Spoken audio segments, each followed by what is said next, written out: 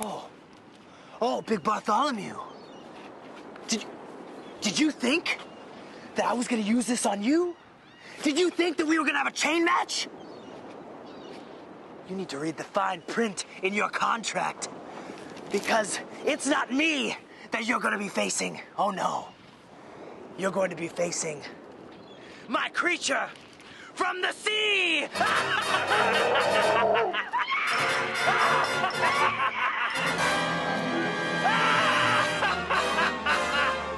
I call him the sea creature!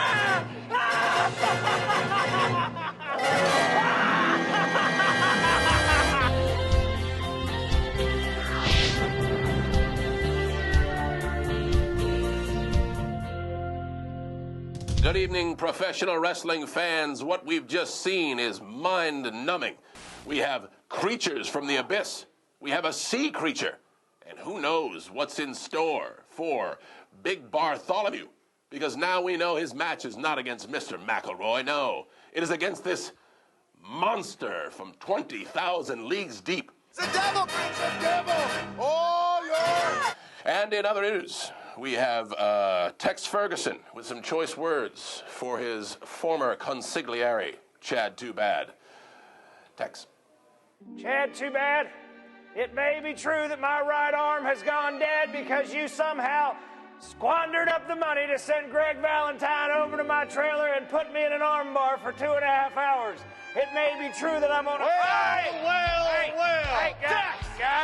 guys, are we having a production issue? Tex, shut up! I feel like I can Shut hear... up! Guys, I feel like I can hear Chad Too Bad in my right ear. We're never going to be able to compete with Vince if we don't up our production values. Tex, we are not having audio issues. You are on the air. What is wrong? What is wrong? It's time for us to finally meet. I'm going to scoop him up. I'm going to slam him down. You've been running your mouth for weeks, and that's it. I can hear Chad still, guys. Tex, we're live, pal. Guys, I can't walk. I can't see, and my right arm is dead. I'm going to leap here. It ends, son. All right, clear. I'm going to have to start that promo over again because Chad was in my ear nearly the entire time. So you just count me down. It appears Tex is severely affected by this Chad Too Bad assault. Oh, what am I going to do? What am I going to do?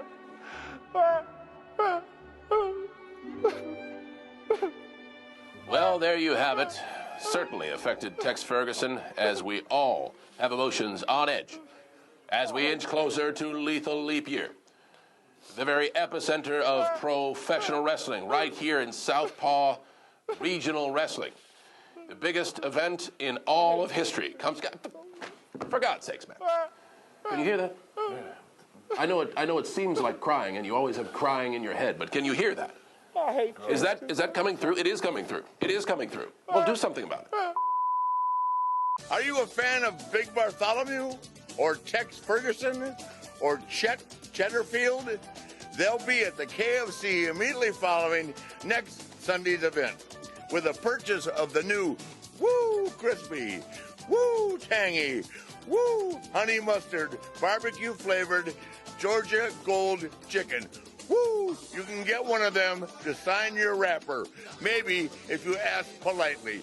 Woo! So it's the biggest event in all of profession. It's there again. It's there again. That's Bush League. You know, damn it. That's Bush League. I'll have each and every one of you know that I was a desk anchor in Utica, New York for their local broadcast news for 6 weeks. 6 whole weeks, 36 days. And now I'm here with these amateurs.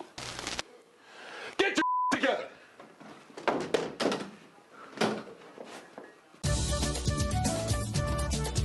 Hello again, professional wrestling fans. We are back, and I, Lance Catamaran, sincerely apologize. We had an audio issue. It was difficult to correct. I was just caught up in a moment of excitement, a moment of suspense, a moment of treachery, a moment of deceit, a moment of heartbreak, a moment of victory, a moment of triumph, all of these things can be seen at the biggest extravaganza in the history of professional wrestling, Lethal Leap Year. You can watch it on select closed circuit boxes, and please check with your local cable provider. I'm just being handed a piece of news right now. Hold 1 second.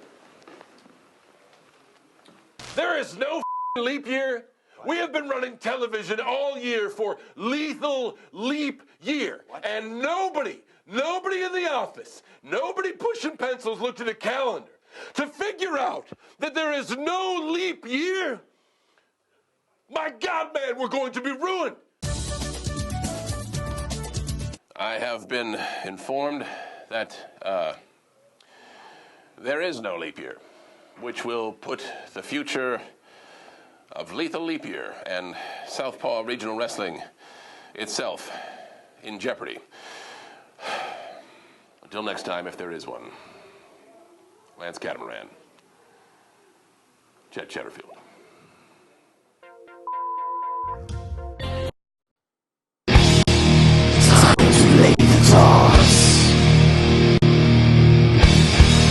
Time to lay the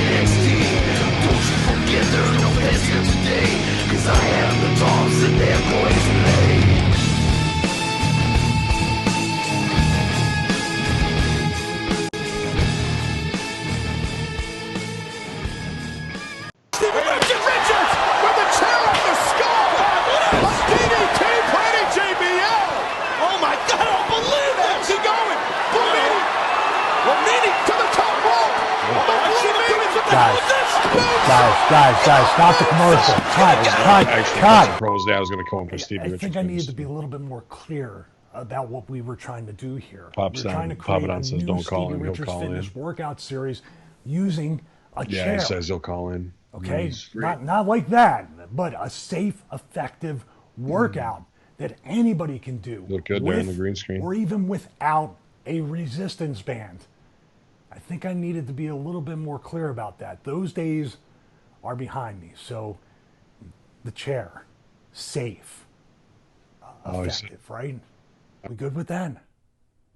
Okay, I'm gonna go pet my cats while you guys get it together.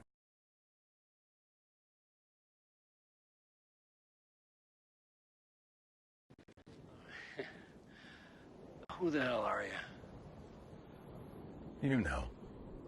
You all know exactly who I am. Say my name. You what? I don't have a damn clue who the hell you are. Yeah, you do. I'm the cook. I'm the man who killed Gus Fring. Bullshit. Cartel got Fring. You sure?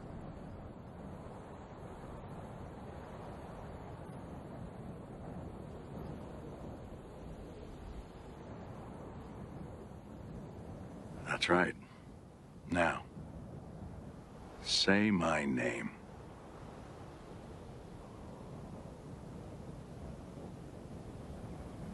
Heisenberg. You're goddamn right. Track $32 We're not. What would you?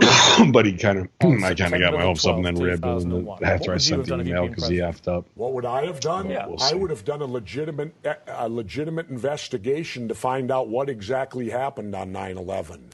How did they know who did this so quickly like they did Lee Harvey Oswald? How quick they knew Lee Harvey Oswald killed Kennedy. Because the people who did it were identified and we knew who they were. Well, then why couldn't we have stopped them beforehand if they were identified and we knew who they were? It was a failure of intelligence. Everyone's accepted No, it that. wasn't. We knew before with Condoleezza Rice's memo on August 6th when it stated right in the memo, bin Laden to steal planes and run them into buildings. And more stuff is coming out now also, how much the Bush administration ignored the intelligence. It was almost like they ignored it because they wanted it to happen. Oh, come off it, Jesse. No, not oh, come off it. Wait a minute. Every war fought starts with a false flag operation. You can't, in all seriousness, sit there and try and make out anybody. Okay, let me ask you this, Piers. Wait a minute.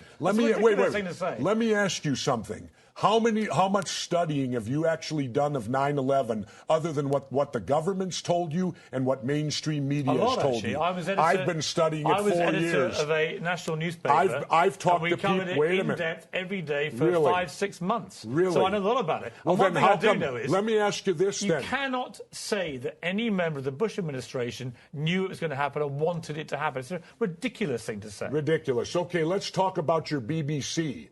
I have a tape of a BBC reporter broadcasting directly back to England talking about a third building has collapsed. World Trade Center Building 7 talks for 7 minutes. All the while she's talking, World Trade Center Building 7 is still standing right behind her. It didn't fall for another half hour. Yet they were doing a pre-broadcast back to England that, yes, it's true, you need to that take this a break building fell and it hadn't fallen yet. If you're trying to make out the British Broadcasting Company, one of the most respected news organisations in the world, was inventing huge buildings falling over, you need to have a break, Jesse. We'll come back after the break. And we'll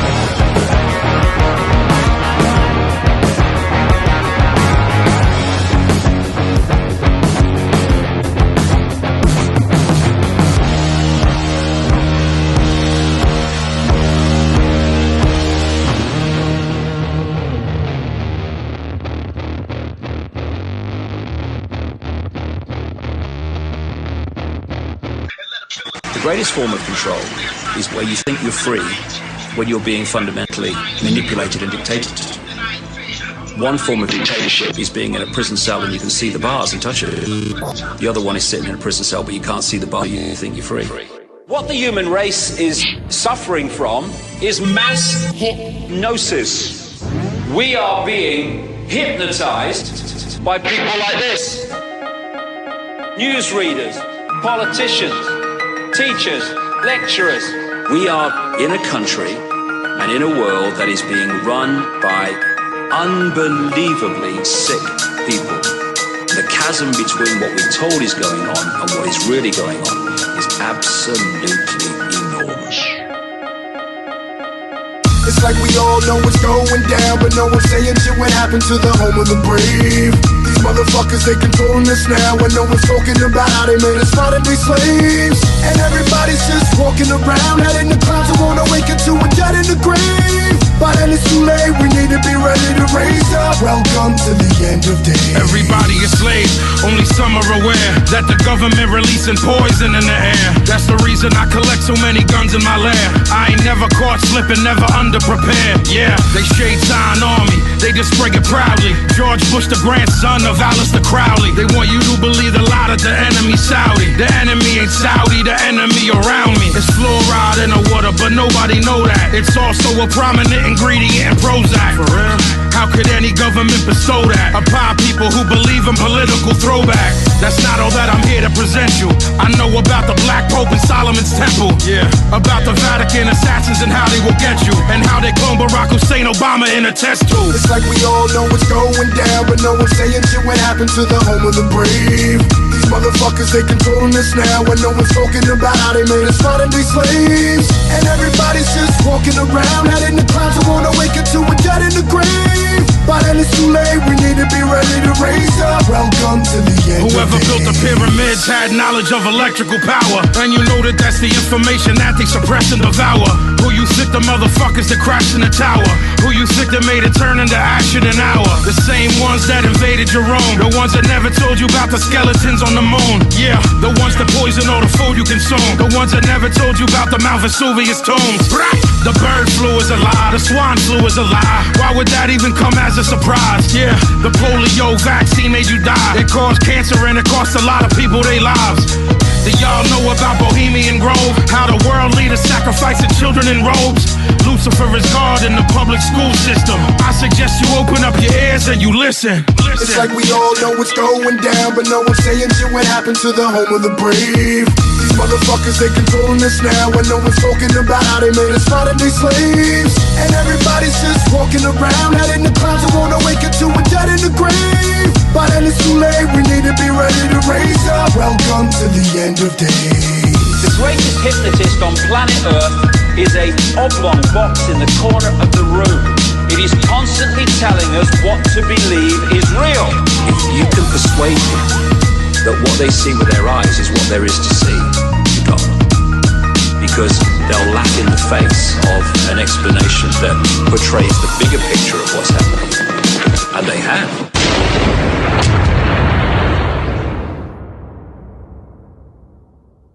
Mr. Black thought everything.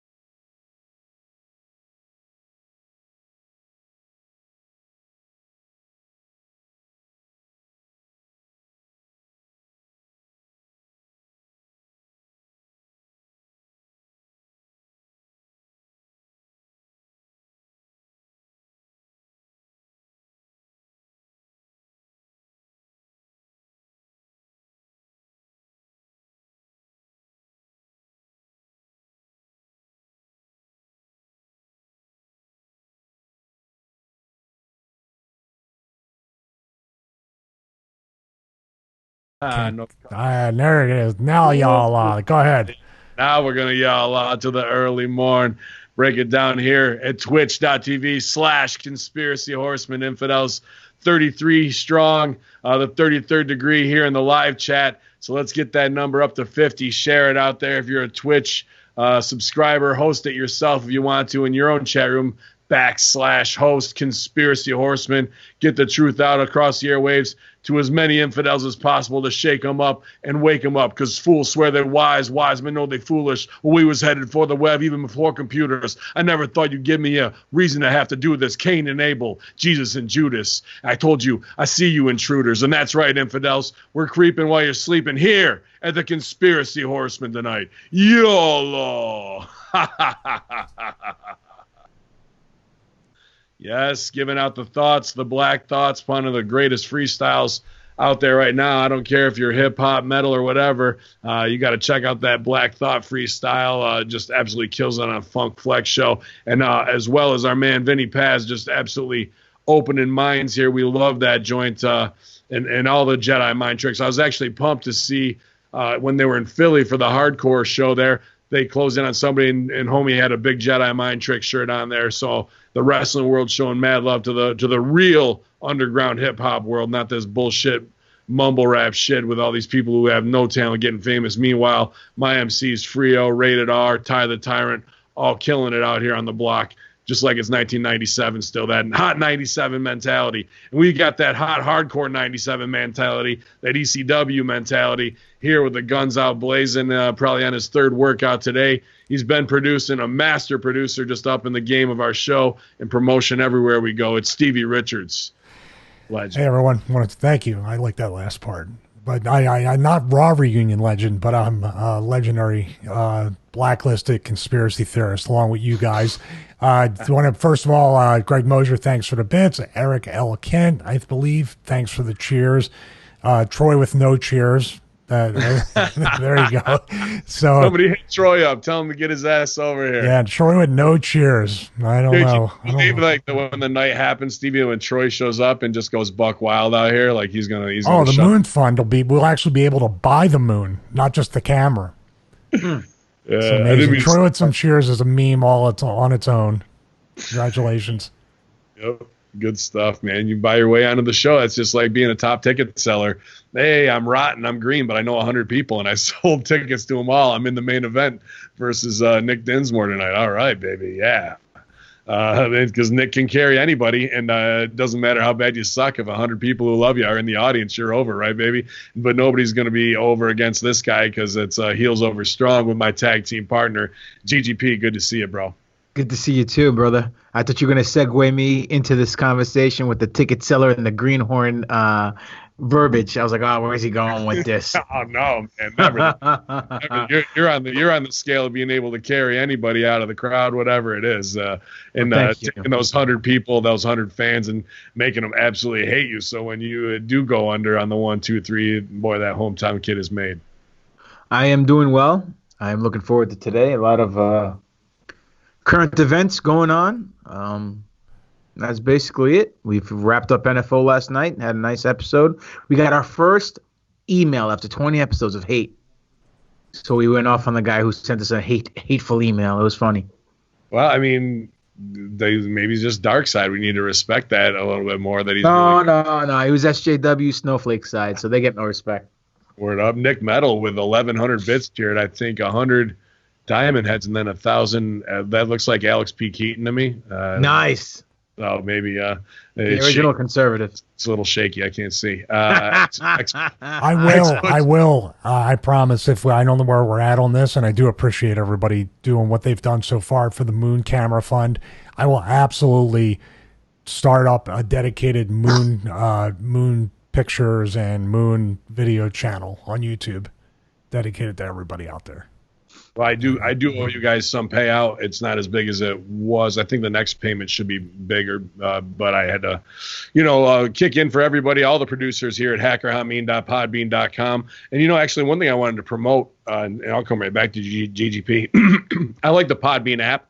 But I've been listening. I like the Spotify app, just the interface and what it looks. And we're getting a lot of listens on Spotify. So if you guys use that, we're also there. People ask me on iTunes, just search Hacker Hamin. And I've been checking out the ratings over there, 125-star ratings, couple of Disco Inferno knockoff accounts trying to get themselves over with 1-star rating and some stupid comment. But all in all, it's been nothing but great feedback. We have seen download times be slow at Podbean for some reason, whether it's Impact Attack, I've gotten a message on that. NFO this week, people were having slow down, and I checked the file size. It's not anything Ray's doing compression-wise or anything like that. So I'm not sure if you're having issues on the Podbean app.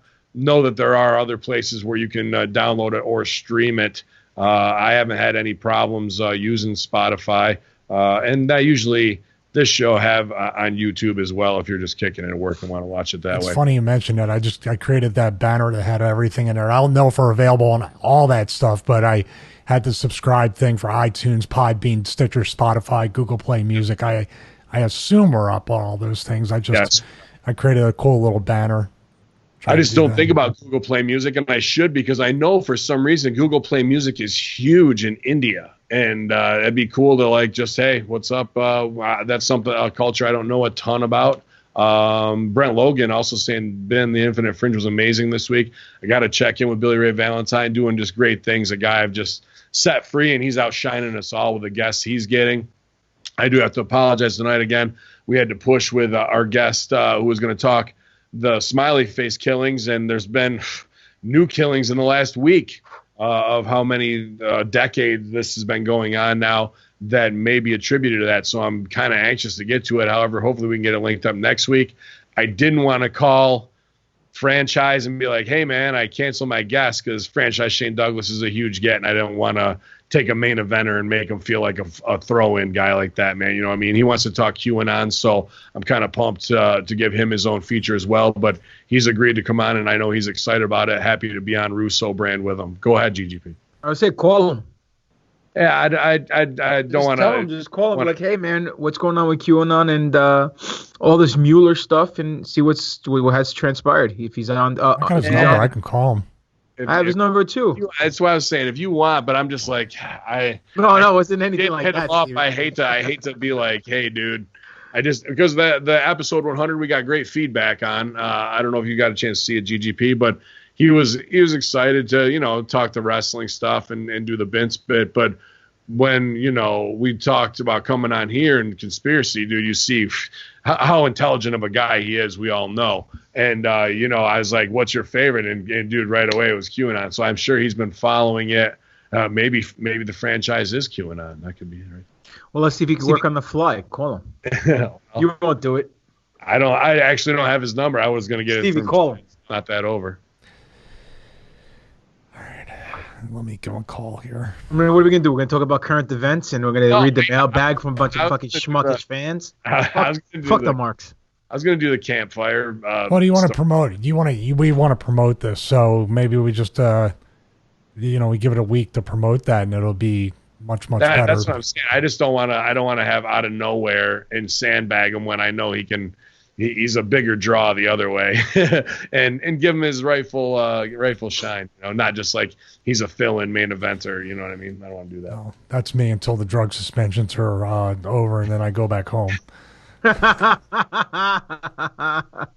Oh man! By the way, I popped on the GIF with the big wheel, and you hit the brakes. Yeah, there was no rehearsal on that either, because they wouldn't let. I mean, I'm not important, so there's no walkthrough on that. I just was like, and I never rode those things. All I knew to do was just the handle. I couldn't have got that right. I mean, if we had to do that a second time, I would have broke my neck. But it was kind of cool, and that was actually the best part of the match, because they were kind of Hoovy was a nightmare to work with. He was such a nightmare. Well, he was trying to.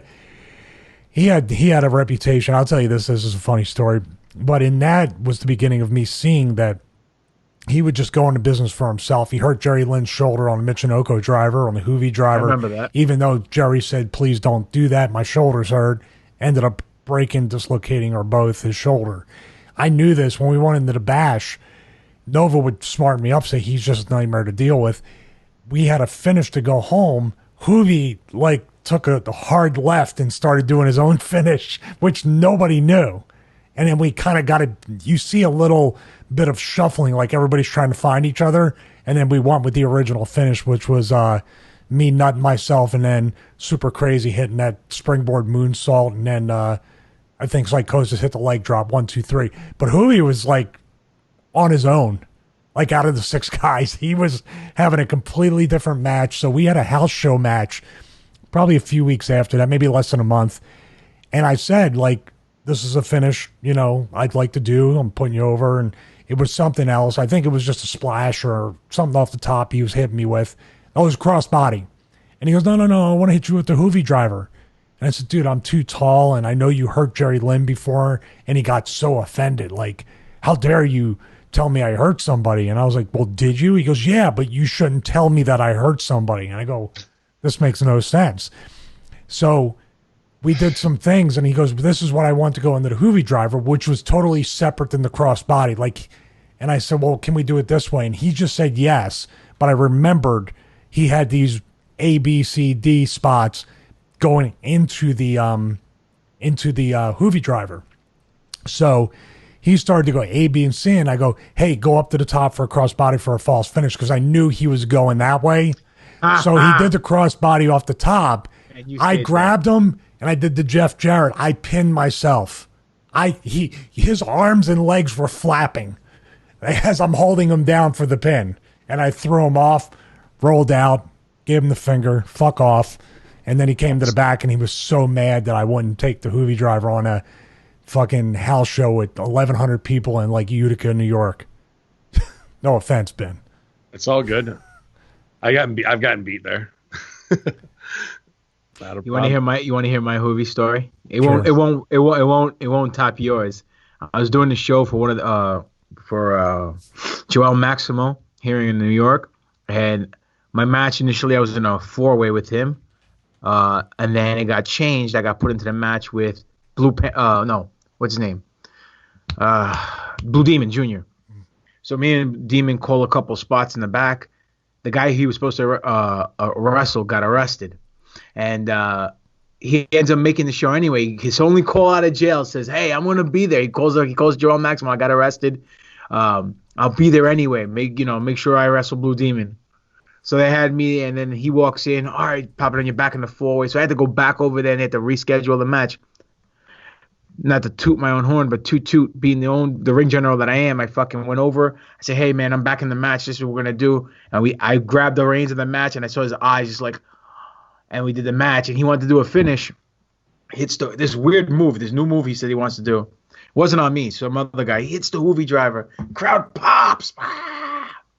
Kid kicks out at 2 3/4, goes for his new finish, pins him. Crickets. Silence, like a library, because no one knew what the fuck the move was. Right. So I'm on the outside. I'm laying there next to the other guys. Like, fucking guy should just went home with the Hoovy driver. He had that crowd here. So we go in the back. Thank you. Everything was fine. I see him on a show, at an event or signing or whatever down in North Carolina. I think it was WrestleCade. And I'm like, hey, man, what's up? Remember me? He's like, no. I'm like, this motherfucker's trying to big league me. So for the whole fucking night, every 5 minutes, I walk up to him, hey, man, remember me? He looked at me, no. And I walk away, come back, hey, man, you remember me? 10 minutes later. So I did the whole fucking night. And at the end of the night, we're hanging out. He goes, you keep coming up to me asking me if I remember you. I was like, yeah, motherfucker, I'm ribbing you. I was like, welcome to the rib. You can't big league me, dude. And that was it. So Good work. I have no Hoovy story. I took a Michinoku driver for the first time this past weekend. It went well. I look forward to when you finally bump into Seth Rollins after calling him Fruit of the Loom. What is it again? Oh, well, he's the Fruit of the Loom boner underwear champion. But he can't get in the inner hug circle. No. He can't break that wall. Like, to me, that was exactly like Corey from Trailer Park Boys, where he always comes up with his hand up to get a high five, and then they just fabe him, and they all Julian, Ricky, and Bubbles like do the core thing, and he's there with his hand. They're like, hands down, Corey, and he just puts his fucking hand back down. It's that, dude. I get that reference because I actually watched Raw this week. Yeah, that was good, man. Now you just got to watch Trailer Park Boys. You'll be over. I didn't want to take it too sad, but I did just see, I was checking the Twitterverse, and someone who's been a supporter of mine since WrestleZone, Trina La Suerte, I believe, I don't know, on Twitter. Which is that the one from Chicago? Yeah, her dog just passed, man. Oh, man.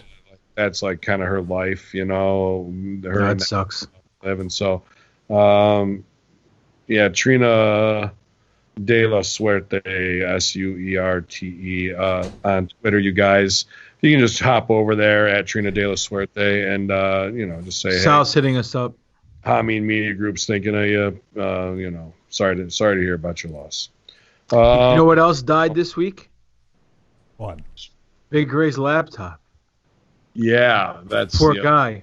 I felt so bad for him, but that's what he gets for looking at those illegal streaming movies that he likes. You know, all the Oompa Loompa porn and the Ewok porn. So, shouldn't he? Does he have a Mac? He should get a Mac. Nah, you don't know Mac. Didn't you see they just recalled 20,000 of them? Did they really? Yeah. Batteries, laptops. Yep. All right. Well, I recommend a laptop to Sal. So there we go. It's everything's working well. By the way, I listened to Breaking Sal today, episode 7. Very, very entertaining. I really enjoyed the GameCube conversation you guys had. Yeah, Armand to go fuck himself. That was good too. Yeah, if you ever have any doubts of how wrestlers think, the GameCube story is probably pretty dead on to how we were like, well, kid's dead, can't really do anything. I wonder if I can get the GameCube back. That's what the kid would want. So is Sal trying to call us? No, he says call him. Call him. I'm trying to, but it's not on the one that we usually do. It's on his old one that I guess got blocked. It says I'm calling available. I'll try him on Muffle Sparks, but I don't know.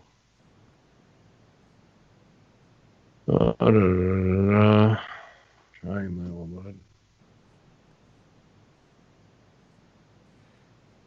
So I want to let everybody know too that I confirmed the interview on location with the owner of the Bigfoot Museum. So we go up there Sunday morning and interview him live. I'm going to try to have video this time for episode 2 of the. I think what I'm going to call it is, oh my God, I'm getting beard and pop filter for Ben there. There we go. I think I'm going to do is call it, people have suggested the Stevie Richards Broadcast, which is, I kind of like that. That's a cool name. I've been trying to think of any kind of gimmick name. Oh, Sal's here. Yeah, baby. Getting that GameCube back. Stevie, your packets are being weird. Yeah? You sound like you come in all robot-y. I was scared. Yeah, look at you. You look more S and white and clouds that are actually defecating all over the screen. I don't know what's going on. That's what your picture is right now. Like John Cena. Oh, hang on a second. You're just Skype. Horse shit is what it is. It's horse shit. There he is. There we go. Wow, All it's right. he's on the franchise's phone. It's portrait mode. There you go. It looks good though. Yeah. Makes you look taller. You actually He's got turn the that Rip in Rogers LA. shirt on. Look at him. You can turn that in landscape, I think, if you want. There you go. There we There go. you go. Better. Awesome. No backdrop. Yeah. Look at that shit. We're just talking about Breaking Sal and your GameCube story. Oh, you know what? I want to say this. Adam Rivera was a nice enough guy. He offered me his GameCube. He told me he'd send it to me, and I appreciate that. I just want people to know out there that there are people who are very nice, and people have reached out to me and offered me their fucking GameCubes. Rivera's awesome, man. Does a great job in the Hamin discussion group, facilitating really strong Chicago head out there. Super into all the scene. He's hooked me up. He's hooked me up with comic books, like a bunch of different titles. And he's we're always talking about movies now, and he offered the GameCube up, and that was really cool of him. So I just want to give him a shout out because deserves it. Sal, we were wondering, did you bring a goanna, a crocodile, or an endangered koala to the show? Safari Sal makes his debut tonight. A new segment that we have here at Conspiracy. I guess we're continuing teaching Sal. Yeah. Let me do this then. Sal. There you go. So now it's kicked up there. Right? There. They're better. Everybody okay there? Spinner gimmick. Should we go fishing? That's it, man. Looking good, man. Yeah, fuck. I don't want heat. Hang on. I'm going to try I don't need that kind of fucking heat. Tonight's show brought to you by Old Tub Whiskey, small batch from Kentucky, and as well as Kenny Bowen. Yeah, Kenny Bowen down 140 pounds after gut cut surgery. But CanYouHandleBar.com Wisdom, a whole new product line. They shipped me a year and a half worth of Wisdom beard products from Look at that shit. So anybody out there, I actually have a whole another shipment of scents that are good, but definitely not for me. So I don't want them to go to waste. If you got a big beard, hit me up at bin_Hamin, or you know somebody who does. Or if your broad's got a giant bush. Yeah, your grandma needs some mustache. Nice 70 bush. Yeah, it'll be good to go. I'll hook you up. So we can do that. But Sally, how's it going, man? Glad to see you, buddy. Oh, fucking drizzling shits. And driving from Conshohocken is the shits. It's awful. It's right outside of Philly. For you guys who are not aware, that looked painful, Ben. It's 4-year. I got the Evan Williams behind me, and it's sour mash. I just like Kentucky straight. You know, I've been on this bottle for a while, but I had the coffee going since this morning. It's got some just coffee and some rum, so we've got some pirate coffee happening. So is your laptop completely done, Sal? Oh, I don't have a laptop. I have a desktop. Oh, and okay. the desktop was finally just not. It just decided it's like I'm not turning on. So I, gave it a minute, gave it a go, gave it a talking to. I was just like, all right. So back on that old tub tasted like a fucking old tub, right? She's aptly named. We're switching to Evan Williams. I'm glad I tasted that before I poured a whole fucking glass of it and got stuck. That'd have been thuggish and ruggish. But back to the Evo. Appreciate you, wife number 241, trying to poison me with old tub. Good rib, but be next time. Here's a quick question, Sal, because we've been ignoring it purposely. Do you know anything about the Mueller testimony? And I know it's a bunch of misdirection and a bunch of just word speak of nothing. But do you know anything about the testimony? No, I've seen none of it. I've seen some of it, and it's like I've seen nothing. Doesn't matter. Yeah, he just perjured himself a couple times in questions of. Here's what it all amounts to, in my opinion. They wanted, go get him. We want to get Trump, Mueller. Go get him. Get the thing. Go get him at any cost. Go get him. Well, we really don't have shit to go get him. Yeah. And I tried to go get him, but I didn't go get him. Well, why couldn't you get him? Didn't you get him? Now you got to tell us why you couldn't get him. And then he'd be like, well, I tried to get him, but here's why I couldn't get him. Well, we want you to still get him. You couldn't get him. That's what. Gentlemen, I cannot get him. That's it. It's just a bunch of little kids fucking chasing it around. Instead of guys, I looked up QAnon. I asked QAnon if I can get him. No. We're not getting them this week.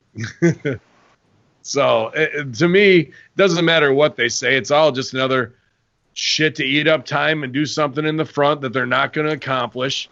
It's trying to clean up some bullshit that they started, when really it should be about Epstein and keeping that in the forefront, which there is new names and whatnot tied to it.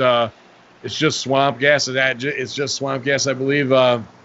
Been doing a good job. Larry Agner, appreciated us shouting him out. Doing a good job staying on it, connecting one. I think one name was like Wes Lexman or Lex Westman. I might have that. Wes Nessman from WKRP?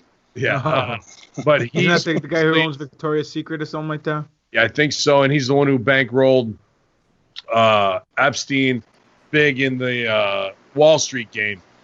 So if we're talking about follow the money trail, who's behind him? It's this guy and another kind of shady, shadowy character, and I'm just trying to add to the list of names to keep that in the forefront of the conversation, because this shit with Mueller, whatever they're doing, is the same as the racist vote last week. Should we have a vote, Senate, to see if what Trump said is racist?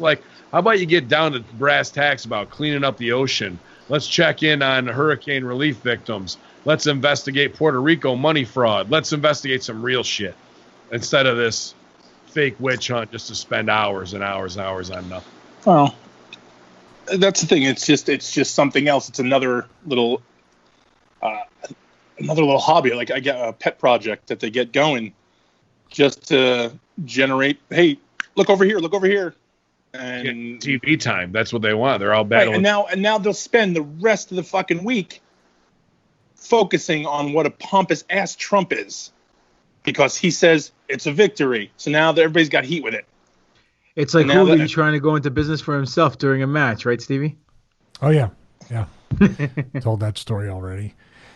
Do you have a Juventud Guerrero story? Sorry, Stevie or Sal. Sal.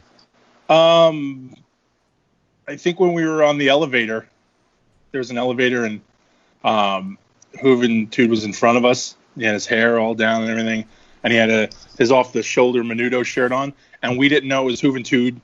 And I'm not going to say who it was, but somebody was trying to look down their shirt with some hot little Mexican chick. And it turned out to be Juventud? It was Hoovy. Nice. Yeah. It's the only Hoovy story I got. Nice. Want to hang out? What are you doing later? You like Oreos? Oh, you just gave it away now. Yeah. So what happened when you were part of the about caste Oreos? system? Is that what happened, Stevie? They were holding you down. You're like, no, I will not be in the caste system. And they got he was just trying to get his shit in and try to do Hoovy Driver after he broke Jerry Lynn's shoulder, and I knew about it, and I was mad that I didn't want to get hurt by him, so I pinned myself in the match during a crossbody and rolled out afterwards. It's pretty much what happened. Oh, that's it. That's what you missed. Well, I wanted to say something before, and you told me to save it for the show. The thing that came up with Epstein that I heard about today, he originally got arrested. Supposedly, when him and Trump were buddy, he told Trump about a property he wanted to buy in Florida for $36 million, and he was asking Trump about, he wanted to move a pool and what's the best way to go about it because he's all real estate this and real estate that. Then goes to find out that Trump went down there, saw the property, and outbid him and paid $41 million for it, then flipped it and got $96 million for it, so double his money, and he got pissed, and then he threatened Trump, and then that's when Trump snitched to the feds to take him down, and that's why in 2008 he went into trial and got arrested and got that club fed. So there's all the way that back. would be amazing if that's real. Oh, that's the original stooge then, that they got heat going back that far, eh? Yeah, that's what I heard. He pulled the Michael Jackson, Paul McCartney fucking gimmick on him. Yeah.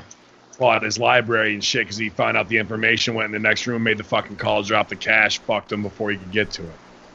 And then the other thing I heard today, or I read today, was what's her name from Michigan? Is it Michigan? She's the senator, Ilhan Omar. Is it Michigan? Yeah. So that's the thing. Her married to her brother. I watched some videos. Yeah. On that. Yeah. That was she married. Who sent us that last week? Right? I did. Yeah. Yeah, then I think that's where I saw it. That she married her brother and committed marriage fraud to get him into the country. Him in the country, and she's been married to the other cat for 10 years already, and I guess it's some serious faux pas. How dare you talk about her smiling? Like it's nobody's allowed to talk about it, which that's the worst thing you could do is sell for it by trying to tell people to shut the fuck up. He's going to shine a bigger light on it. It felt a lot like Raw, like, hey, everything's fine here. Look, no, everything is not. Look, nothing to see here. That's such a funny thing. I did, I was playing that Jesse Ventura thing with Pierce Morgan, and it's such that cognitive dissonance kind of, when somebody legitimately, and this is the way the world is, like, if you bring up points that nobody can refute with facts, they do I don't need to hear this. I don't need to hear this. You're a conspiracy theorist. You're this, you're that. And walk away. It's like, and then everybody goes, the person who just lost their shit and sold heavy for your facts is the winner of the argument, the winner of the debate. What the fuck is up with that? I tried to make it like as childish as I could in the get 'em thing because I saw 4 top friends of mine in Chicago, brilliant minds today, go selling for it. Mueller, I can't believe this. What is going on? Why aren't you telling the truth? Like, why are you hiding this from us? Like saying we this, were friends, Mr. Mueller. Yeah, saying this in public, dude, on Twitter, and just like selling for it. Meanwhile, I'm just like, it's unbelievable to me. Like, we rib about the wrestling bubble, but the bubble that they put themselves in, that they will not hear any outside logical opinion. I don't know what to do, man, because these are people I love and respect, and I'm just like, I have to act like I never saw it, because I know where their heads are. It's scary, man. Now I'm sitting up here and I have YouTube up, and I just kind of popped it in. And all it says, first two things, CNN, Russians are interfering as we sit here, Robert Mueller. And it says, obstruction, no collusion, Democrats, GOP launch. Next one from ABC News, Russian meddling wasn't a single attempt, they're doing it. Robert Mueller dodges lawmakers' questions, Russians are involved. What not now? Oh, even let's say they are. What are they showing me? That they're on Facebook doing paid advertising? Chances are I blocked their ads, or I'm not selling for them at all because they're not really feeding in anything. What big meddling are they absolutely trying to do aside from maybe paying off lobbyists because that got banned? So now there's a black market on information stooging. I don't know. Is that the same? Is that the same thing as trying to fucking wipe out? I'm sorry. Fuck the word. What's the word when Hillary, when the election started and all she did was Google. She like flooded scrubbing Google. Scrubbing the internet. Well, then anything you put in was just all her positives. Well, that's whitewashing, I think it's called, isn't it? She was doing SEO, search engine optimization, and SEM. Right, you pay companies to do that. Isn't that the same fucking thing? Yes, in buying Google AdWords. So they spent maybe a billion, millions, if not hundreds of millions, with Google to make sure their AdWords were at the top of the list, and that whatever would be searched, and that Hillary Clinton is blank, going down down the list would be all positive things on page 1. Stephen Regal, cow's cunt. Yeah, but here's the thing. I just searched because it was really a famous counterpoint. This is I don't know why they're trying this, because when you point one finger at somebody, in this case, especially with Russia collusion, 15, 20 are pointing back at the Clintons, especially with the Uranium One deal and that mysterious plane crash too, from the, to hide the fact that the Clinton Foundation got how many tens of millions of dollars, if not hundreds. But when I search, look at this. It's kind of like not any direct, because a year ago when I searched for it and we were doing this, it was like the number, the amount of money, all this other stuff. And here's the Hill has a thing right here. I wonder what it's going to say. It's just basically, all right, now the thing with the FBI, this is very, very interesting, and you're talking about Mueller. They have all these 37 pages of documents that might reveal what agents told the Obama administration, then Secretary of State Hillary Clinton's orders about the controversial Uranium One deal. There's just one problem. The FBI claims it must keep the memos secret from the public. So you don't think that is collusion right there? That Mueller, FBI, all this stuff, and keep trying to get Trump, but saying we can't, this is like the 28 pages of the 9/11 Commission. This needs to be completely like redacted. Yeah. So what's the, but they win the argument. And this is thing on a higher level, this is all, I'm convinced, a distraction for something that's above all these goofs. What was that? Just brought up Twitch on. But somebody that's above all these people, these useful idiots that are in office, that's really doing some damage to the world right now. Yeah, just wasting their time to get vanity votes to say, look, I voted on the right side of this immigrant bill that didn't mean shit. To stay with Russia real quick before we switch gears, Russia's secret intelligence agency hacked hacker Hamin, largest data breach in its history. Red faces in Moscow this weekend with the news that hackers have successfully targeted FSB, Russia's Federal Security Service. The hackers managed to steal 7.5 terabytes of data from a major contractor, exposing secret FSB projects to anonymize Tor browsing, scrap social media, and help the state split its internet off from the rest of the world. The data was passed to the mainstream media outlets for publishing. FSB is Russia's prime security agency with parallels of the FBI and MI5. but it remits stretches beyond domestic intelligence to include electronic surveillance overseas and significant intelligence gathering oversight. So if you're talking the Russians right there, FSB, surveillance gathering, electronic surveillance overseas, boom. It's the primary successor agency to the infamous KGB, reportedly directing Russia's president. Let's see, kind of repeats the same thing that way, but looks like Russia wants to split off, same as China does, and use this social media score, just complete control of what they can do to put a message out. I think we can have reactionary shit on Facebook. It's the exact same thing. We might think we're ahead of them, or we're not doing anything else to quarantine ourselves off from it, but we just have our own ghetto to operate in. Think about how big China's online social media presence is that we never even see. Those billions of people, dude. It's all work. It's all work. Shut down the room again. Sorry, guys. That's all right. What about that Oak Island? Yeah, that's what I wanted to say. Dude, I can't get it. I seriously, I should skip ahead, but I just been avoiding watching it just because we watched that first season and it was just like, how are you getting 5-6 more seasons out of this? Because it's a work. Let me say this, man. Watching it week to week. Now, here's the deal. Watching this week to week with my dad going, this is horse shit. How are you digging this? But every week being there going, no. Doesn't make sense. It doesn't make sense. It's going to be horse shit. And then having to get back there and watch the whole thing. So I watched the first 2 or 3 seasons as it happened. So in doing that, it's like to binge watch it now. I tried to binge watch it and I'm like, oh my fucking God, what am I doing?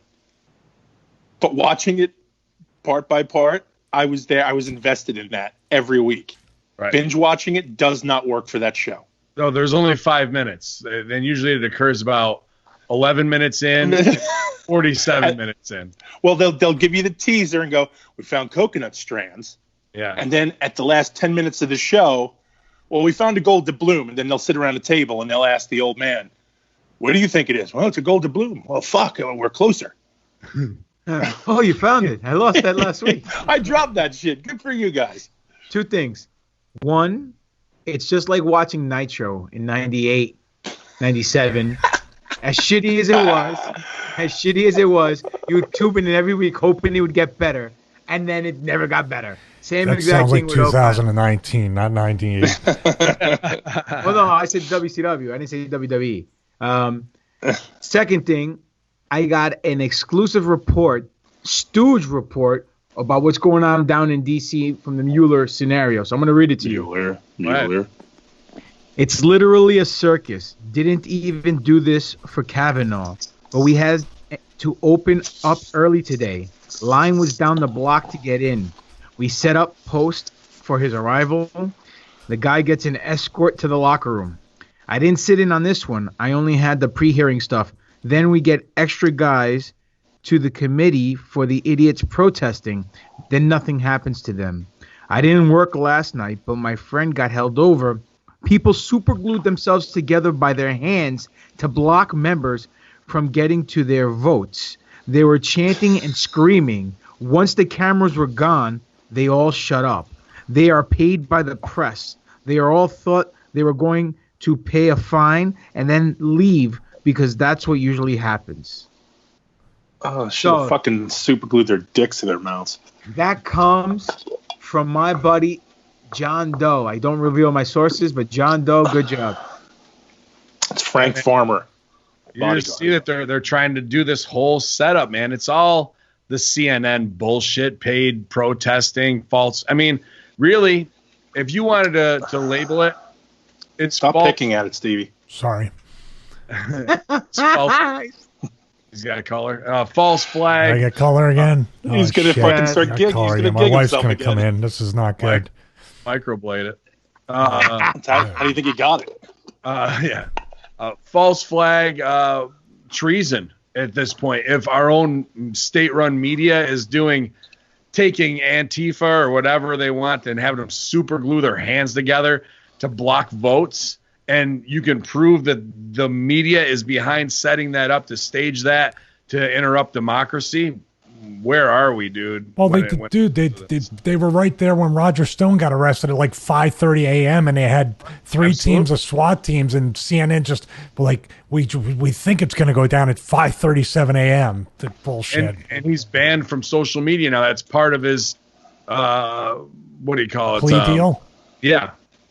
Oh, I didn't even know that, because there's no way of knowing he's banned from social media because he's not talking. So they must have got to him and said, "You want to lose everything? Shut the fuck up." Real 1984, dude. Like this is the full blown censorship, mind control, thought police. If you are any danger to the system, and look what, like, to me, the fact that he's not online saying anything means we should look at what he was saying even more of a under more of a microscope. And Alex Jones isn't at all putting him over when he was his boy, and that's probably part of his plea deal too, to disavow and fucking carry out the apologist tour and keep going on. It's fucking bullshit, man. Alex Jones is not mad. I mean, you don't hear anything from Alex Jones either, but he was talking about Roger Stone being like the number one guy until this is all very kabuki-ish. All of it. Kabuki warrior-ish. Yeah. We should find some sushi and talk this over. I had some sushi. Why don't you go in your basement and get one of the kids to come up and tell you a story? We're working around the clock. Everybody wants Screw a summer you. body. Screw you, Stevie Witches. And then got slash. Make your own bands, Dr. Jones. You want no time for bands, Dr. Jones. I give you color. Right. Gather around, kiddies, because our guest canceled. We've kind of been sitting on this one.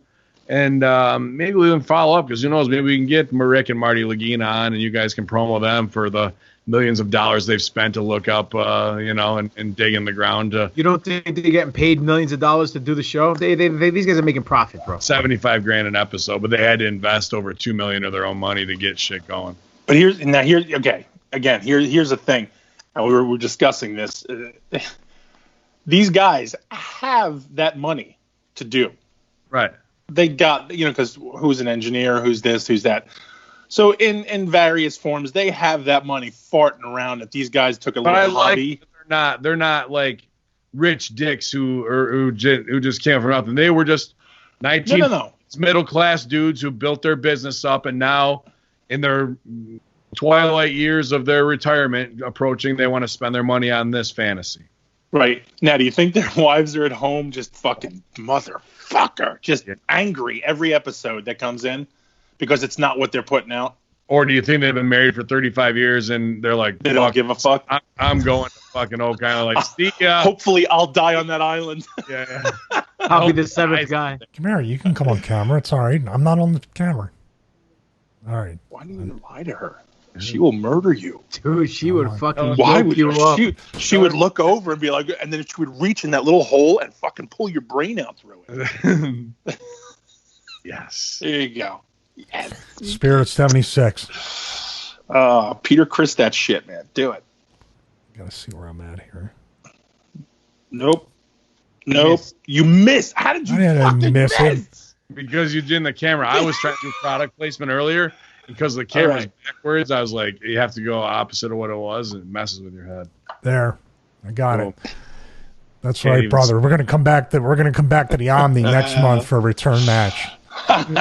Looks like Jade Spade fucking stiffed you up in that ring, huh? That's right. Shouldn't have said what you said. So I don't know why this keeps bleeding. Because you're picking at it. Oh, okay. Got it. Red equals green. We get more bits. The more you bleed. Where's Eddie Mansfield? Get him on. Talk about Oak Island.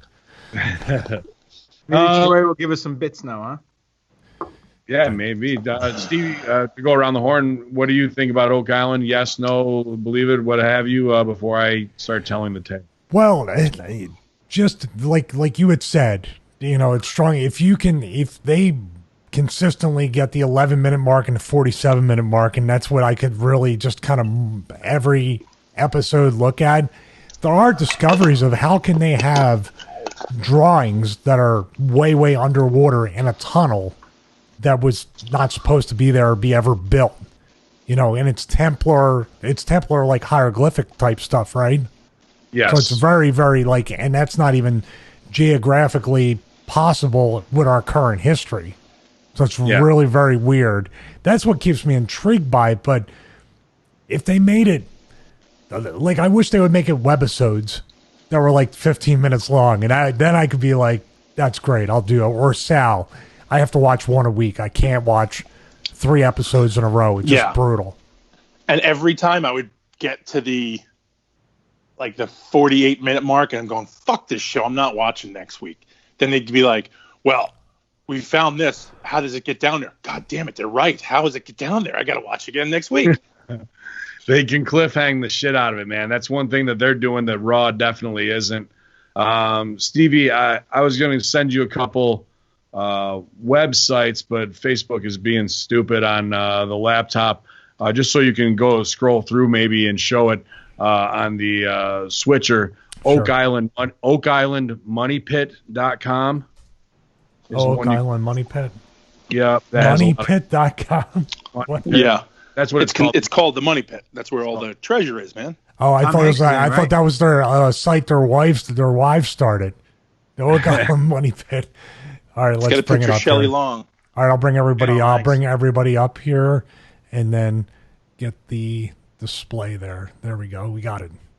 And then there's also, if you wanted to bring up, or even just search in Google, Oak Island Boredom Therapy. Boredom Therapy is a website, boredomtherapy.com, but Oak Island Laguna is the name of the article. There's just some good pictures in there as well. Oak Island. What is it? Lagina. It's on boredomtherapy.com. But it shows some of the articles and some very good pictures and photos that are tough to find throughout the years. Not really coming up. I'll try again and send it to you. Maybe they need to find treasure on Oak Island. It's on cheatsheet.com. I'm going to put it in the chat room at Twitch here, Steve. You can click on it right. Okay. So now, wasn't it the deal that don't they have to split whatever they get with the government? Yes. So, but when you're talking about something historic that's priceless, put it around. What about that little girl? She was fishing in the lake, and she found the Viking sword, and she was like, "Oh, cool, take it. It's our history. Take this." And her family just gave it up to the museum. They were just like, "No, we don't want money. We don't want nothing. Here you go." And they gave her like a free pass to the museum forever or whatever. But I was like, but meanwhile, these guys, they got to give half of it out because it's some sort of, it is a historical thing. But at the same time, they should get a grant. Do you think they didn't? Well, do you think they're not subsidized? There's the Oak Island Historical Society that they work with, the Canadian Preservation Society, historical societies. And I think, just the fact of what it's drawn eyes from the world through the History Channel stuff there, the value of that alone is awesome. Just to say, uncovering history, these are destination islands and how people are, double me on there. Like, yeah, 2 me's, pal. I think they are getting some. I think Lagunas are kicking in some. And, I'm sure some companies are even donating their time.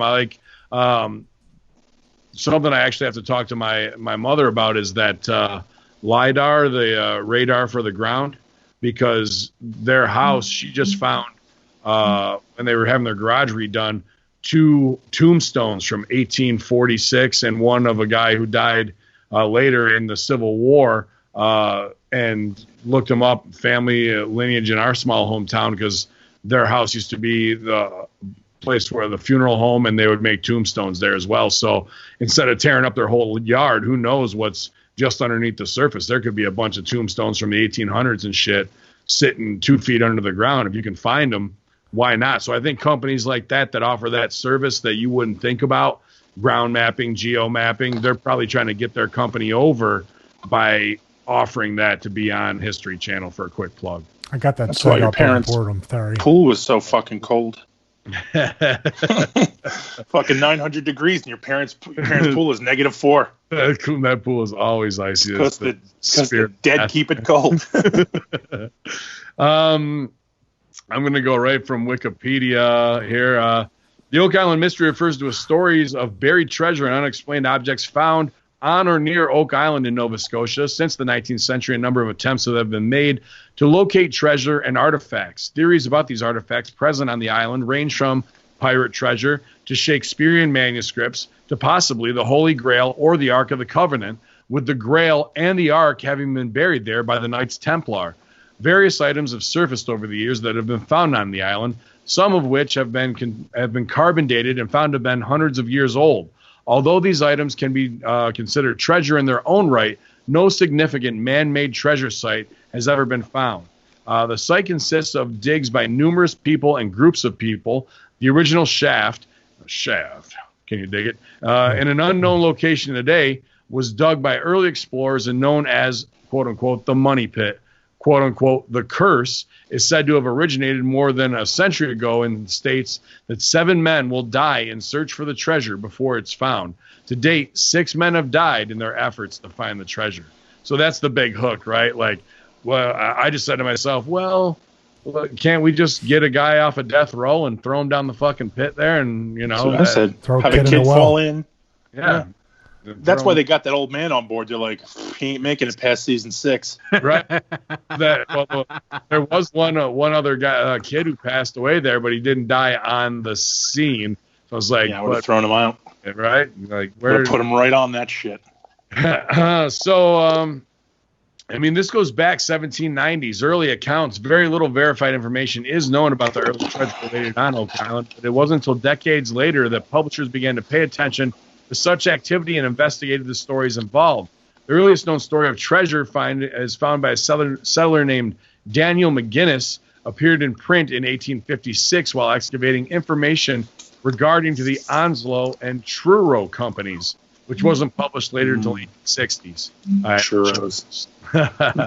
Many of the following early accounts are thus word of mouth, stories going back to the late 18th century. These first stories by early settlers involved a dying sailor from the crew of Captain Kidd, 1701, in which he states the treasure worth €2 million had been buried on the island.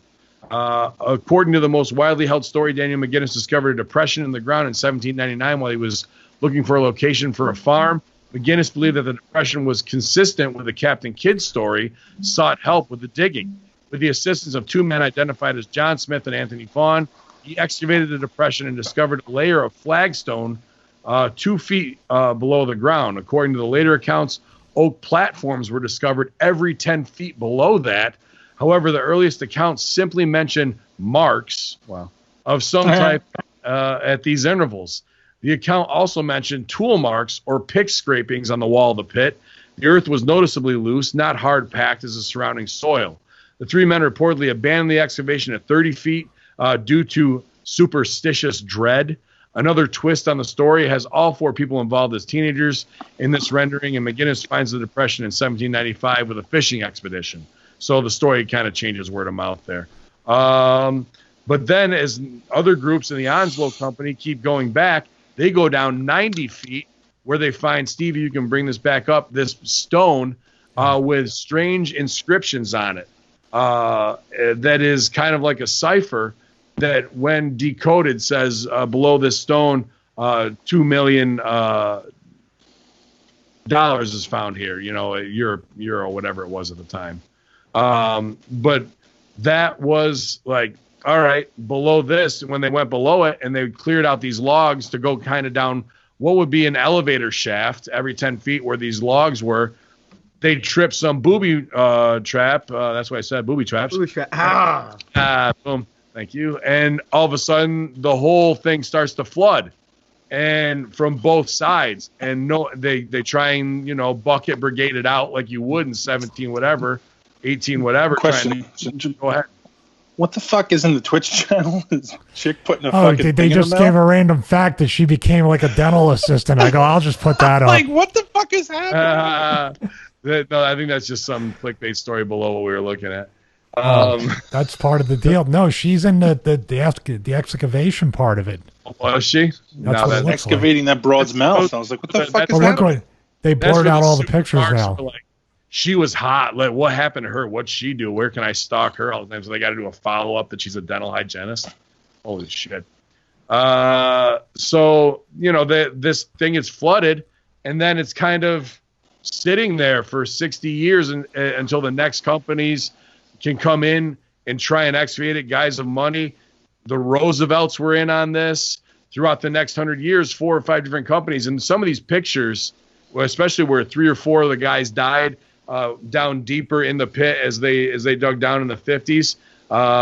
Dunsworth, I believe the guy's name was. I can't remember. I'll have to look it up. But, dude, compared to what you see on the show that they bring in for tech, these guys are just making rigging out of logs they're finding in the woods and going down 90 to 100 feet with diesel pumps trying to pump out water, and they're pretty much gassing themselves underneath the ground because there's no oxygen, there's no ventilation. These guys are just treasure hunters. Let's go try and do it, and they're dying on the scene there. Meanwhile, they're finding little pieces. So as you can see now, Stevie, this is actually from the new one with Marty Lagina, where they've driven this cylinder down into the ground. But you can see in the old black and whites on some of the photos, man, just how unsafe and crazy some of this scaffolding was that these guys were going on down in there. Yeah, I'm gonna. What season did they send the divers down? Season 4, I believe. Right, Stevie, have you got to that yet or no? No, I haven't. Because now, for me, that got a little nerve-wracking. Because first of all, you're annoyed. You're fucking annoyed at all the time. They're just get in the fucking water. Just go. And of course, listen. I understand you got a lot to do. You got all your equipment, but these 2 humps were just padding out their fucking promo about, well, we got to make sure the oxygen levels are right. And get in the fucking hole, man. Just get in the fucking water. And then you get down there, and I got a little fucking claustrophobic. Yeah, dude. I don't like being on an elevator too long with people. And, just being in this tube, and she's like, I can't see. I can't turn around. I can't even move. I can't see. Everything's dark, and it's like swimming in fucking coffee. And I'm like, all right, get her out of the fucking water, please. Can we please get out of the water? You got to have the right nitrogen mix in your air. Because or you get drunk, and then you fucking get lost or whatever. And it's just like, but again, the episode came, and I'm like, this is fucking taking forever. For fuck's sake, get in the water. And then at one point, I'm sitting there, and I'm like, get out of the fucking water. Just get out of the fucking tunnel. Just get out of the tunnel. It was driving me nuts because it was scary. And, I wouldn't put it over, but then I had to just because I felt it. Because I'm like, all right, this is bullshit. Get out. Just get out of the fucking place. It just drove me nuts. I couldn't take it.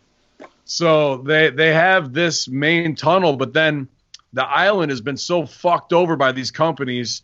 And, Stevie, I'm on that OakIslandMoneyPit.com site. And if you scroll kind of halfway down the browser, you'll see a picture of Robert Dunfield standing, just on some sketchy scaffolding with a homemade ladder and shit. And that's what these guys are doing back in 1965. And Dunfield kind of just came in post these other companies, in the industrial area, GGP, with these big cranes and shit, and was just ripping and tearing. So as the way they approach things now is much more archaeology under the scrutiny. They have to have clearance. They map it out methodically using the technology they have. Well, these guys think about it, man. Let's move some fucking dirt, man. If one of these turds fucking die or they lose machinery, that whole thing shut down. Yeah. Because they'll be done. So they're going to spend 75 hours on a 4-minute dig. Yeah. And they'll be like, oh, we can't do it anymore. They set it up so it'll collapse on itself. And we can, fuck's sakes. I get hot when I watch kids in the beach digging, and I'm like, fucking hurry up. Taking forever, kid. Fuck. Steve, GGP, can I tell you about Samuel Ball, a man of substance? Yes, please tell me about Samuel's balls. All right. He is 1765 to 1846. World famous Oak Island was opened to the public in 1973 for the first time since the treasure hunt began in 1795. An organized, well-received walking tour had been offered by Nova Scotia, yada, yada. Samuel Ball was one of the original Oak Island owners, a freed slave after he fought on the side of the king in the Revolutionary War. So here's a dude that is kind of made, gets to hang with some royalty, and then is given some type of land in Nova Scotia in Oak Island, searches around for it. He has 4 acres on one plot that just happens to be near where the money pit is. And over the next 20 years ends up owning 100 acres on the island. Supposedly was a cabbage farmer, but became instantly rich nearly overnight. Well, in a year, pretty much, of moving there. Does that sound like any other freed slave story, whether you're kind of plugged in or not? You know, maybe because he did spend time in the UK with the royalty that he did get some type of that was there, or did he just stumble upon it, find some pirate gold, and became a rich man overnight? But I think a lot of that treasure that people are looking for stems from this, because Stax got lucky. He didn't fall asleep in the getaway car, and he actually he made it to the top. This was my thought now. Now, I wanted to find out more about Mr. Ball at one point, because it doesn't make sense. Yeah. Does not. I get it. He's a made man, and he's self-made millionaire, whatever, blah, blah, blah. I think my thought was that he ran with some of these dudes back in the day. I do too. Some of these pirates. And I think that they were just like, That's interesting. Hey, look, man, I know, I get it. And you were always solid with us, or, hey, man, keep this for us. We're going to show up and pick this up. And he's like, yeah, I got it for you guys. And he split. Right. And what's funny is the painting I saw of him, he looks almost just like Omar from The Wire, who would stick people for stick drug dealers up for their fucking their ends. Yeah, I just feel like, I have a feeling like, because I know, listen, it's an awesome feel-good story. This slave made it, and then he has Oak Island. He's a millionaire. Doesn't make sense. I think he ran with the pirates and he fucked them. Hey, there's a comment in the chat room from Dirty Turnbuckle. Oak Island is a few hours from where I grew up. I have a lot of cool stories. There's also a connection to the island and Kelly's Mountain on Cape Breton Island. My great-grandfather worked in the area, too. Yeah, so what he's talking about there is a very kind of, the Laginas have really helped with this part of the story, because they've made a mini museum there where people Skype check in, what have you, so they can bring in experts and researchers from outside, whether it's, Freemason history, Templar history, Canadian history, pirate history, and these stories kind of all interweave. And what they found were these big stones that shouldn't be placed on the island where they were, in perfect symmetry, that actually make a north, south, east, west point and hit the ley lines perfectly. So now we're talking some serious Templar stuff if they're in the form of a cross, and they also correspond with Kelly's Mountain on Breton Island. So mathematics at a much higher level. And also, X marks the spot, treasure map style, whether you have a sword or you want to call it a cross or what have you. But these giant rocks that were moved into a position to fit a pattern. Now, here's what I want to know is they must have done some surveying, because the only other way to do that was to have an overhead look of the island of what you want to see. So they had to survey the whole island out in order to make this island into a compass unto itself, which to me lends to Freemasons and to Knights Templar, which is an interesting part of the story, which is farther than what just the pirate treasure is. Or maybe it's both. It could very well be both. It could be something that, what they're saying, it could be the Ten Commandments, the Holy Grail, something that was moved over from the Middle East over here because the church was going to get it. Yes. It could be pirates' treasure. Blackbeard supposedly hid his treasure there, I heard. Yep. And the coincidence, there's a little one of those scenarios between JFK and what's his name? And Lincoln. Yeah. Same thing I'm thinking right now. This island, right, with the pirates' treasure, and this guy, Balls, he got his, Mahoney, got his treasure or got his wealth. No one knows how he got it. Could be from pirate stuff. They said he was a cabbage farmer. You're not. Yeah, that makes sense. Yeah. Hey man, if Bubba, what's his name, Bubba Gump can make some shrimp and make millions of dollars, why not? But yes, on an island, on a coastal island, dude, it just none of that shit lines up. I agree. And then the reason why I'm bringing it up is because Epstein, same difference. No one knows how he made his money, and he's big into pirate relics and vintage pirate items that are found anywhere. He pays tons of money for the collectibles. Really? Yeah. So I don't know. Just put 2 and 2 together there and made 7. But no, absolutely. A good look at it from the outside because you want to believe, as Sal says, when you're watching the History Channel show. But these guys, Rick and Marty Lagina, who've been doing it, got hooked in the 50s on an article that spells all this out. That like Boy's Life or some shit. Yes, right. So, I mean, this impacted that whole baby boomer generation of a lost tale. And why not go for it, especially in the technology realm that we have now. Man, I got creeped out, Sal, when you were talking about that diver. I forgot about that because it's just so you feel the phobia of what goes down there. Now, here's another part to it. Why is this filling in? Sure, it's an island surrounded by ocean water, but it's the booby trap, and they built it that way. Yeah, to make these box drains, which supposedly it's like if you put your hand out, a 5-finger box drain that they put out in the ocean, which means they had to have a way to build a dam to dam off the ocean in order to build these huge box drains, unless they dug down and dug back up the other way. And supposedly they're if you know about ditches or whatever, or a French box drain where they fill them with stones the whole way down. So guess what? If you're filling a 3-foot trench that's 160 feet below or 100 feet below the ground on an angle to go back to the surface, that's a lot of manual labor. You're going to need a lot of dudes for that kind of shit. Like more than just one pirate ship, possibly full of guys. Maybe a bunch of dudes who maybe help out on a cabbage farm. So now, here's the thing. They didn't say he had like a plantation like that. He just has 4 acres. Well, here's the deal. Cabbage, and again, I lend some sort of credence to that because now cabbage was big. Atlas told you so? Because what? Because Tony Atlas told you so? Well, he did. You remember that?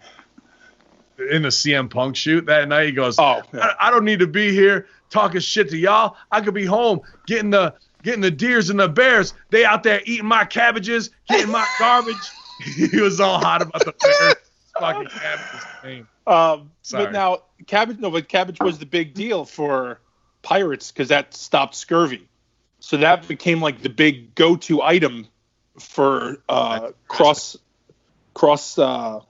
ocean shit was cabbage, because they didn't have oranges, they didn't have all that vitamin C shit. The cabbage, sauerkraut, and all that crap that fights off scurvy. So that they started carrying that shit heavy on boats. And I didn't know that. I didn't know. Obviously, the probiotic I know is sauerkraut that way. So yeah, sure. But that all fights off the scurvy, but that goes to the theory that he might be a motherfucking pirate too. That's what I'm thinking, man. I like that, dude. I'm not going to hate on that, and I think that's an interesting angle that nobody else has covered. Do you want to? As we're talking about this, Ben, and I know you're into it, and I am to a certain extent, but there's no way these millionaires are milking this for 7 seasons and not breaking kayfabe. Bottom line is, if there is something there, they already found it, and they're just milking it to get as much money from it. Yeah. But I don't think anything was found there, because you just said it best. In order to build those 5 ditches, they had to build a dam to stop the water from coming in. These guys, for 7 seasons, have brought everything in the kitchen sink there. You don't think, hey, we're millionaires. Why don't we just build a dam to stop the water? They tried with those bags, those inflatable bags that fucking blew. And now they're...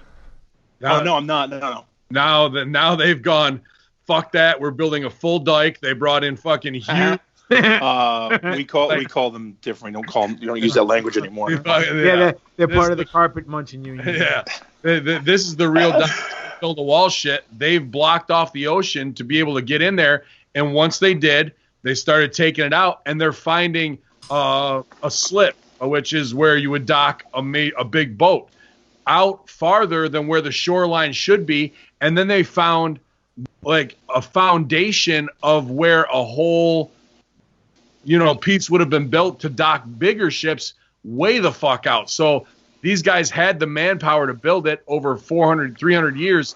It's washed away to some degree, but they were finding timbers and stuff that have been buried underwater there for hundreds of years, man. So it did take them to the point of like, shit, yeah, we can probably do it with, a big pile driver and a fucking crane lifting these huge pieces into play. And they did, and then they drained it. But imagine doing that in 1701 with fucking heave-ho, give it your back and some rum, boys. Holy fuck. Snitches dig ditches, bitch. So, I mean, that's every time that you're like, this sucks or it's boring, when you take a step back and go, holy shit, these pirate motherfuckers or these Knights Templar or these Masons came out here and they were hucking rocks, rocks like a motherfucker to get this shit done, to cut the water off so they could build the hole to bury the treasure and then dig out in this five points of light come together, fucking system that would be a booby trap to protect something that's of massive value. Does $2 million, does that, maybe at that time, $2 million to us would be what? Let's just say hypothetically $400 million. Does that amount of work equate it to hide a hidden $400 million, for your whole crew? Or is it something much bigger, something much more religious, something much more sacred that shouldn't be uncovered? So I know we've covered this, but I've brought this up before. It could be potato seeds. Arizona, IST. They found the Knights Templar sword in a cave in Arizona, in the bottom of a fucking cave. And it was like they weren't supposed to be over here. They found the hieroglyphics and all the Egyptian stuff in the Grand Canyon, and they kayfabed that too. Yep. Right. So now the Templars weren't supposed to be here, let alone fucking Arizona. On top of that, they actually, I remember, I can't, unfortunately, I don't remember the source for it, so it's anecdotal at best. The mention of Viking longships that had come through that section and possibly have had interactions with the things there, with Oak Island. And there was a mention, and passing through in that area. So again, there's a bunch of different travelers who've come in and out of this who could have offered either architectural advice or thrown their own shit in. You know what I mean? Like, so sure. We can't just say this was made this way and that's all we know. We don't. It could be anybody. They could have gotten the ideas from anyone. They could have gotten the building structure from somewhere else, from anybody else, maybe not in the region. Who, if you're used to farming one thing in this region, and somebody from across the world comes over and says, "Oh, hey, why don't you try this? You have a marshy, shitty land. Why don't you try making this?" And they're like, "Oh, wow, I never even knew that fucking existed." So if the same advice comes from someone else who, maybe somebody from a different area was like, "Hey, look, why don't you try this? Why don't you do it this way? Why don't you make it work like this?" So now they've they've mentioned it a few times that the building of these certain things didn't make sense. This type of building didn't make sense to do here. Right. So who came up with that fucking idea? Of where? You know what I mean? Of where it came from overseas or whatnot. There's one episode, I don't know if you saw this, it was later. They went because someone had called them to say, "Hey, come check this out. I have this well in my backyard. I throw my kids down, but I want you to go down there." And I heard there's some markings from the owners that I bought it from, but I haven't gone down there. So they put the suit on, go underwater, and sure as shit, at the bottom of this well, it's very Freemason looking, with the stone the right way to make everything line up. And then there's Masonic markings, Templar markings in the stone there. I'm wondering if that well goes all the way back to Oak Island, to wherever it is, to follow that. But at the bottom of these wells, you're finding 1600, 1500, all the way back to 600 AD level Masonic markings, Templar markings, excuse me. So it's everything around there lends evidence that somebody was here long before whatever our stamped on date being declared a town or city. Shit was going on here long before, and dealing, I can't remember the name of the natives that were there as well, but they had a lot of dealings with them to kind of get permission to kind of come in. Algonquin. Was it? I think Algonquin? I don't know. It starts with an S if I remember correctly. Interesting. Many observers of Oak Island mystery believe the inscribed stone, together with grouping of other stones, this is that stone that was at the 90-foot mark on the island, indicate the people actually responsible for engineering the money pit. While the carved tablet naturally invites interest, some feel that the cipher is merely one of the collection of uniquely compelling rocks. This explains for the money pit, as it's sophisticated as the tunnel itself and has the beginnings in 12th century Europe. So there's the builder, style that, can be attributed to, hey, what was going on in 12th century Europe, Knights Templar wise? Would that same building method be used here? And to be able to date things specifically that way. With the Laginas, it's crazy to me that they're even finding stuff, Stevie, because they found some brooches with like rubies in them. They found some doubloons, buttons that were 1800s. I mean, some of these artifacts and symbols, the one they found of a Templar cross, which is kind of like that print symbol for male and female masculine, not the one he changed his name to, but the one that was on the album. And they took that back over to UK, and we're actually looking at a Knights Templar prison where they were held for 100 years. And sure as shit, if that symbol wasn't almost identical to what was on the cross, it would have been carved at that time. Just more strange proof. I'm interested in what you think. Why would somebody go through all the trouble to do booby traps, just to hide money? It seems like something bigger. I don't know. And this is something, once again, we talk about how, why are we not rewriting the history books? Why are we still indoctrinating children on history the same exact history that we learned as children? Yeah. Like, this kind of discovery should be like, we need to go back to the drawing board and figure this out, and then teach the next generation that the Templars weren't just European. All this other stuff wasn't just in Europe, in Britain, over there. Maybe if they dig a little bit deeper, this could all connect to the bloodline of Christ, and not just the Ten Commandments or the Ark of the Covenant. This could be the legitimate, tracing back to where Jesus came from. Did Jesus have a family? Did he have did he have children? All this other stuff. Maybe that's why they only put in 11 minutes of good stuff. They're not allowed anything else. That could be. I want to put that over to you too, because you're on a right path there. Another big thing, because they did pull up book bindings when the Laginas dug down and supposedly hit what they call the vault. And when they brought up, they had bits of gold with book binding on this filament and the coconut fibers and wood and all this other stuff that should not be at 130 feet below the surface. There's no way. But no reason for it. No, they think that there may be Shakespeare's manuscripts, like that could be in there, or sacred writings, and people think that Shakespeare, we need to do a whole show on this, is Sir Francis Bacon. Right. Father Kevin Bacon, right? Yeah, right. 6 degrees of separation from Francis Bacon. And if you're talking that also leads to a very big Rosicrucian movement, Sir Francis Bacon.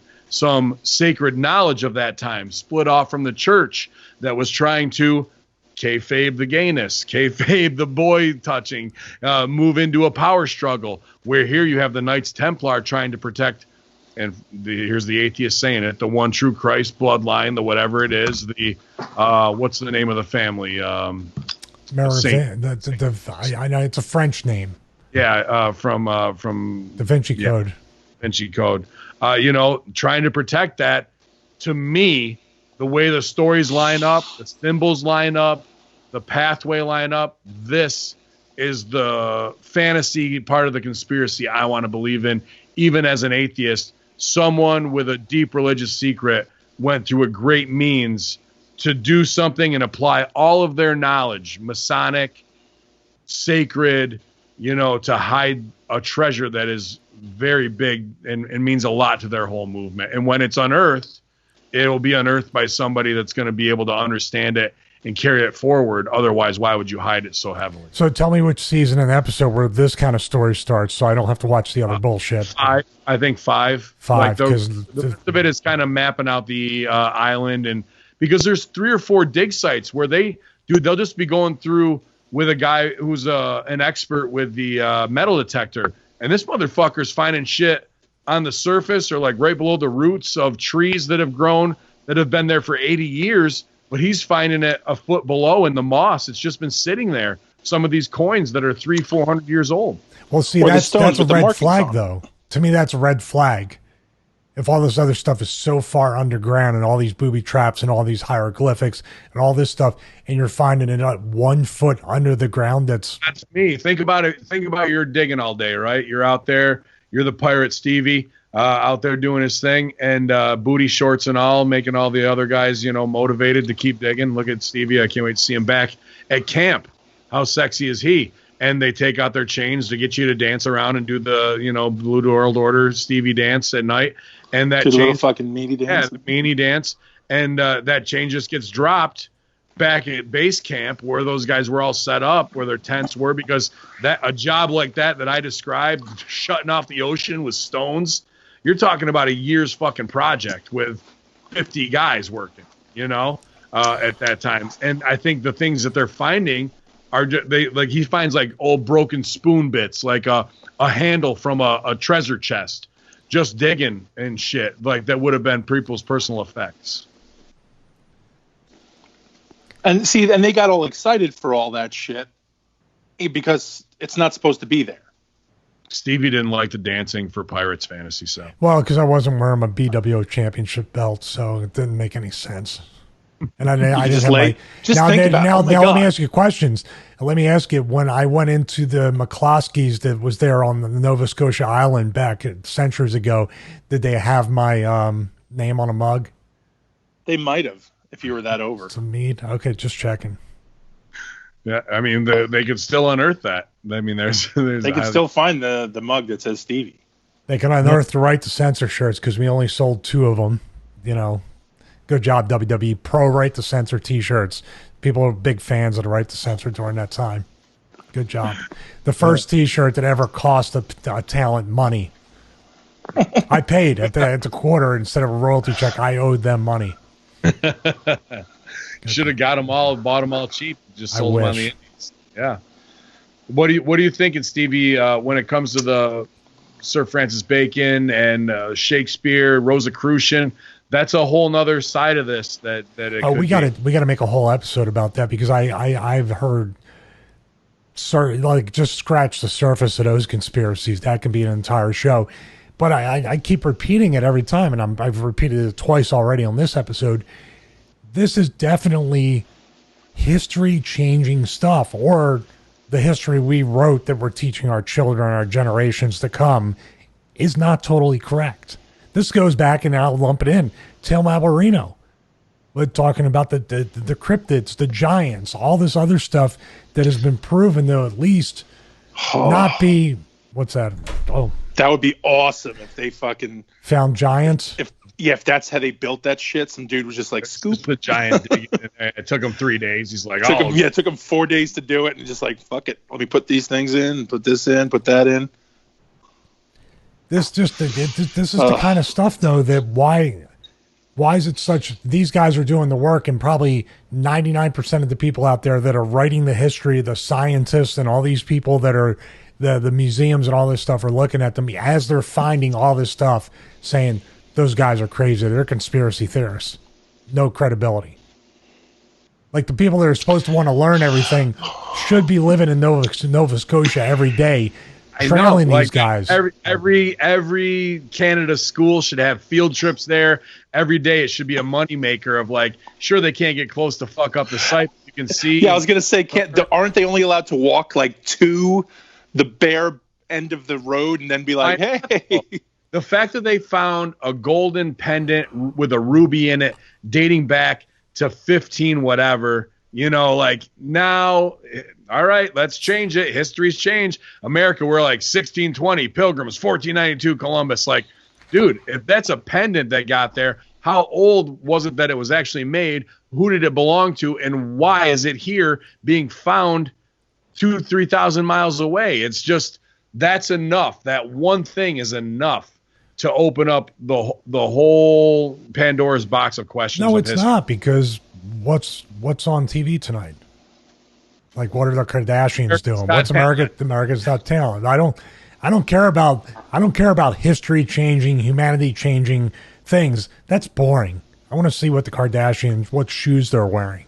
Can't blame you there. Fucking smooth brains, right, Sal? That's the thing. No matter what they show them, and no offense, GGP, but again, it's one of those things of this is all the work. It sucks until fucking One-Eyed Willie's ship comes floating out in the horizon. Right. And then that's a work too. Because now you have to double down. This is as close to that as you're going to fucking get, man. This is pretty close to that without the ship. But that's what I'm saying. Like, these are all little things. And again, I admit, I was the first one to be like, fuck this, I'm not watching next week. Mm-hmm. But then when they did find, like, the coconut hairs, explain that. There were no coconuts there. Yeah. You know what I mean? There is no reason for that shit to be there, so explain that. Well, they're fine. What he's talking about is in those 10 feet depths where they would hit, another platform of chopped wood that was specifically cut because they're bringing these timbers up, and you can see axe marks. So it's not like, oh, it fell there. Like, this was constructed absolutely, and then insulated with coconut fibers. Well, where are they getting in coconut fibers?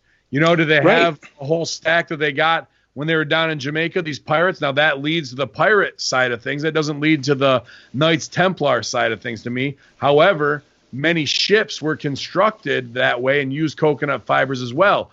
Another big part of that was there's two parts of the island that people said at one time, now it's one island, that was flooded into two parts before, where they sailed the ship, this big pirate ship, right into the middle of it, docked it, and then deconstructed it, and that's what they made a lot of this out of. The vault where they would have gotten the fibers, they would have deconstructed it off their ship that they used it for packing and insulation, and then put it into the vault itself. GGP, where are you leaning towards right now? Pirates, Knights Templar, Masons, or kind of the Francis Bacon thing intertwined, Rosicrucians?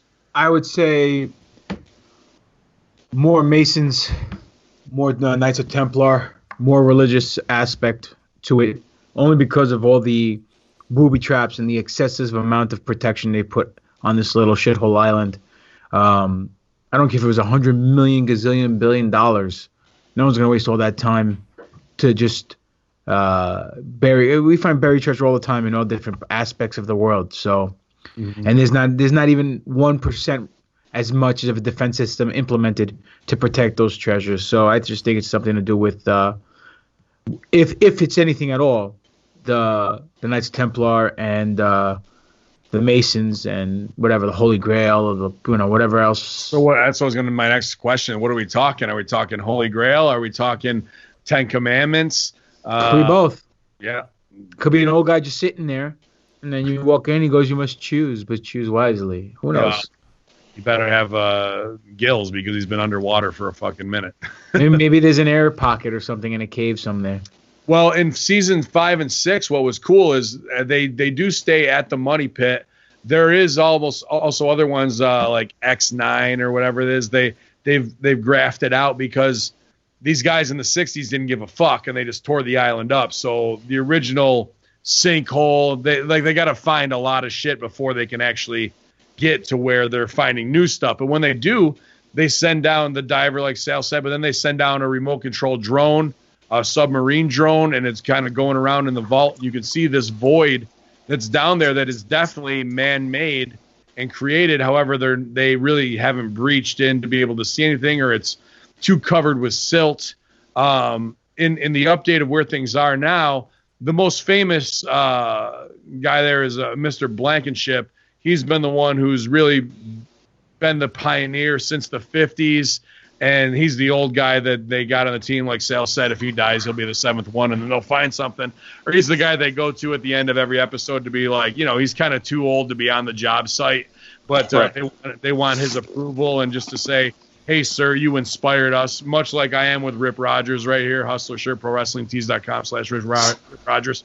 Did you just call Rip Rogers a 900-year-old man who's too old to be on the job? He's going to smack the shit out of you. He'll do the job for you, baby, as long as he gets his laughs out. What they need to do, they need to have the corporate guy with the hair slicked back, the rich kid who inherited all his money, and then just have no respect for the old guy, and he just wants to get rich. He's just sitting at the end of the table. He flies in on a helicopter, and he starts trying to build a casino. That's funny. That's what I need, the twist. Do you really need that twist? Because Dan Blankenship confirms new treasure hunting partners. There we are. Let the hunt begin. Longtime treasure hunter Dan Blankenship confirms that his Oak Island Tours Inc. business partner Dave Tobias has sold his shares of a company to a group of oil and gas moguls from Michigan. I didn't even know that. Oak Island Tours Inc. announced last summer the company was dissolving as is. Equal partners. Mr. Blankenship said he either has to find a new partner to buy out Mr. Tobias's shares or sell their lots, which amount to 78% of the island. All the partners of the Michigan Group, as they're currently called, were not revealed to the press. Mr. Blankenship did confirm that Alan Kostrzewa, Kostrzewa, who bought a lot number 25 from Mr. Tobias last year, is on board. What happened is that I tried a long time to get local participants to buy my partner out without success, says Mr. Blankenship. I guess this guy was kind of holding up the process of doing some stuff in other digs. But these guys from Michigan made his price, and it's not that they want to dig for oil. They're just oil guys. The treasure hunt will continue. So it's about new money, less red tape, and keeping things going.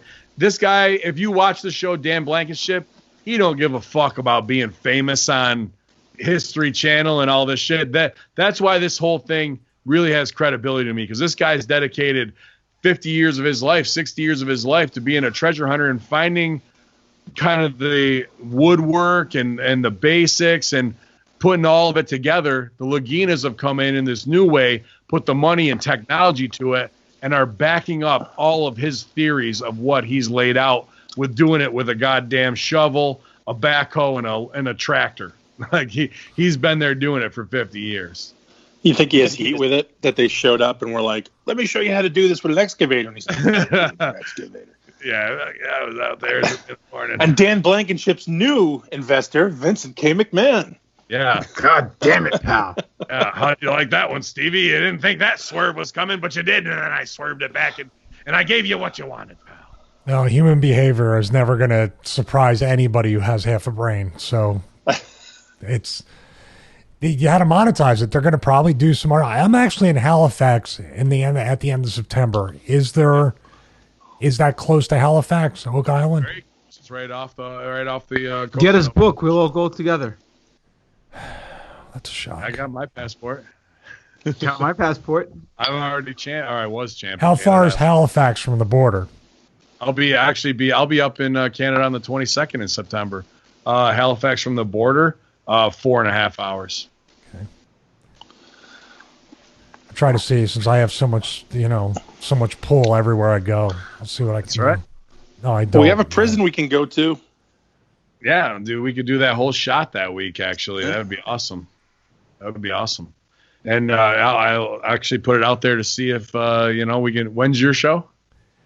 28th, I think. I'm not sure. Oh, Crossfire is the 22nd. So work Crossfire, do Horsemen all week long, and then work that show, and everyone goes home on Sunday. You want me to be on the fucking road for a week? What the fuck are you talking about? Doing Horseman stuff for the 5 days in Am I between getting wrestling. like 15,000? Like pop it on, went back in the time machine to fucking 80s Japan, where you get 15,000 a week? Dude, we got time to crowdfund it. Wish. Triple D can kick in. Come on. What do you want to see me crack? You want to see me fucking go nuts? I don't want to vacation. I want a video diary the whole week. Bring her with you. She can microblade in Canada. Get color on you up there, too. Yeah. You said no hookers, Stan. No hookers. Oh, shit. It appears far too simple to dismiss the efforts of respected lawyers, businessmen, doctors, actors, and even the esteemed President Roosevelt. Then it stands to reason that if at least a handful of countless men who visited the pit were rational, intelligent people, perhaps there's more to this story. Digging deeper, or digger deeping, and into the history surrounding. I was getting a GGP in. Third hole, 2,000 bits. Appreciate you. Surrounding the site can uncover what might lie deeper in the money pit. Although certainly relevant, it seems pirate treasure is not the sole explanation for the attraction of Oak Island. Today, the Canadian site is marked by 2 centuries of attempts to drill for treasure. The unknown contents of the pit continue to draw speculation and seduce the imagination of fortune seekers. Whether it hold Captain Kidd's treasure, Sir Francis Bacon's plays, or even the Holy Grail remains uncertain. The one detail that is known widely and agreed upon is that Oak Island Money Pit remains one of the greatest mysteries on the planet. Yeah, I can't disagree with that, pal. I'm going up there now. Book that money pit. Send trips to go. Yeah, money in the pit bank. Yeah, we're going to put them down there. There's going to be a briefcase in there. You go down there, get the Holy Grail, and you're going to get a title shot at WrestleMania. Make sure you point at the money pit. Point at the money pit. Stole my joke, you fuck. You're getting cut off tonight every which way but loose. And it's because we're all on the same fucking frequency. That's what's happening. No, we're not, because you wanted me to go on the road for a week. That is not. I said no. Oh, I didn't. I said whining. nothing. There's only 2 shows. Fuck's Yeah, sake. man. This guy on fucking real. Two shows that are a week apart, and you want me to... I could probably get us a trip to Sunnyvale Trailer Park and have Corey Bowles hang out with us and up there, and we do a show there. Live Horsemen from there. And then, dude, maybe we could even do a Horseman from the Money Pit, man. That would be awesome. We just sit up there, eat donairs, and drink Canadian beer, fish, and Canadian beer is good. Yeah, get about it, man. All right, that's not. That doesn't sound so bad. Yeah. Rent a camp up there on Eagle Bay or something. Fuck off for the whole week. Yeah, all dressed chips. Is there a gym up there? Fuck. Yeah, Sal can bring his GameCube. You can bring your Xbox. I don't have a GameCube anymore. Thanks for listening. Nope. Weed is it legal. got buried there? with the kid. It's in the ground. It's in the ground with a dead kid. Thanks for bringing that up, Papa Noah. We're doing this. Everybody, get your fucking passport ready. We're doing it. Go fun. I got a passport waiting. Mine too. I have a passport and a new identity waiting to get out of the fucking country if we need it. Stevie, but it has nothing to do with a wrestling show. It has nothing to do with wrestling, but you didn't say that. You didn't say it had to do with wrestling. I didn't say that. What's that I'm been? ready to get out of the country if I need it. I said, dude, you get us booked, I'll get us booked with 2 shows to fucking get over on all of Canada, shake up the whole Maritimes, have a good time, and fucking... I will call my buddy Justin up. We can call it the Hall of Fame ceremony the night before for this promotion. They have a Hall of Fame. Are you in it? No. But that's what we're going to do. We're going to put Stevie in it. I'm in the Hall of Fame of getting my face put through a table by Sabu. That's what I've been. It's going to be Sabu. That's going to be. I've been inducted. Oh, I'd love to see that movie. Love to see that show. Sal, what else am I missing? He's got to show up first. For what? The show. Not you. Oh, Ben, what am I? Got it. No, I feel like there's so much more here that I am missing. If you watch the History Channel show, and granted, you will get pissed, but they will hook you. They will give you that cliffhanger that Raw won't. They really? They give you a little bit every time, and they even found the 90-foot stone. Supposedly, it was in this bookbinding shop from like 1900 and 1950 or cloth or whatever, and they would smash on it, and they actually, wore all of the engravings off of it. And then they go and look in the basement of this place that's now, I think, a tailor shop or something like that. And they find a stone in the basement that meets the exact specifications of what it would be. They try and do, put the acid test on it to raise up any imprint, anything like that. And they don't really get anything. They get a couple interesting, cut and scratch marks that were man-made when they look at it under electron microscope. But these guys are doing the high-level work of turning things over to chemical experts and bookbinding experts and electron microscope. And like I said, people with a high level of digging technology, radar technology, to really map out this whole island and make it a high-level archaeological expedition more than just a rip and tear. Let's fucking find something. But the guy who's finding the most interesting stuff is the little, I don't know if he's British, Australian, New Zealand dude with the goddamn handheld, gimmick walking around the island, finding stuff 2-3 feet below that really date when people were there. Well, I was wondering, remember when they did the Hoffa thing in Giant Stadium with the ground tremor, with the ground radar? Yes. And then these cats showed up with a high-tech ground radar that was leaps and bounds beyond what normally people used, and they still they weren't getting anything positive. They were getting everything was, we can't really tell. This doesn't really give us confirmation. It's showing an anomaly. And I'm like, fuck you. Right. But again, they end it with, but now there's something. Right. Whereas it could have been nothing. Yeah.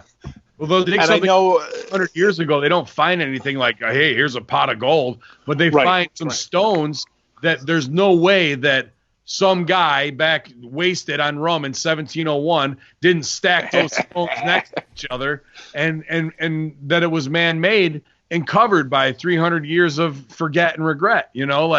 They do find things that are just make you go, No, I get it. But that's the thing. Again, we're not finding One-Eyed Willie's fucking ship and all of his treasure. We're finding One-Eyed Willie's spoons and his bowls because his boys got rid of that shit. They don't, the shit they don't care. Here's the thing: the shit you care about, you take with you. You don't leave it there. This was their camping gear while they were there. This is the shit that, who cares where the fuck you left it? Well, that's why we're finding it. If they did dismantle the ship, the pirates built it, the Templars built it. Because they're finding spikes from the floorboards of ships there. When the dude's doing his metal detector, he's found a couple of them now, and handles from old, I wouldn't say treasure boxes, but they could be anything. It could have been off of a fucking to carry nets or whatever. I'm not trying to. They carry tons of shit in boxes. Right. So yeah. So they're finding things that date it period wise, and they're finding timbers that do that. My question is now, here's the next part of what information, truth seekers, treasure hunters, people who are into stories like this. Let's say there was a team of 30 guys on that ship. Where did they go from there? Did they go inland and settle with the natives and Pittsburgh? They made a baseball team. No, they get killed because they know where the fucking treasure is. Ding ding ding. And loose lips sink ship, and the sole survivor only knows. Knights Templar, you're not. Do you go and now make a pilgrimage across America and find shit like you're talking about in Arizona? Find shit like the hieroglyphs and whatnot that are in the Grand Canyon. Who knows, man? Or if you're a Knights Templar, you go to convert.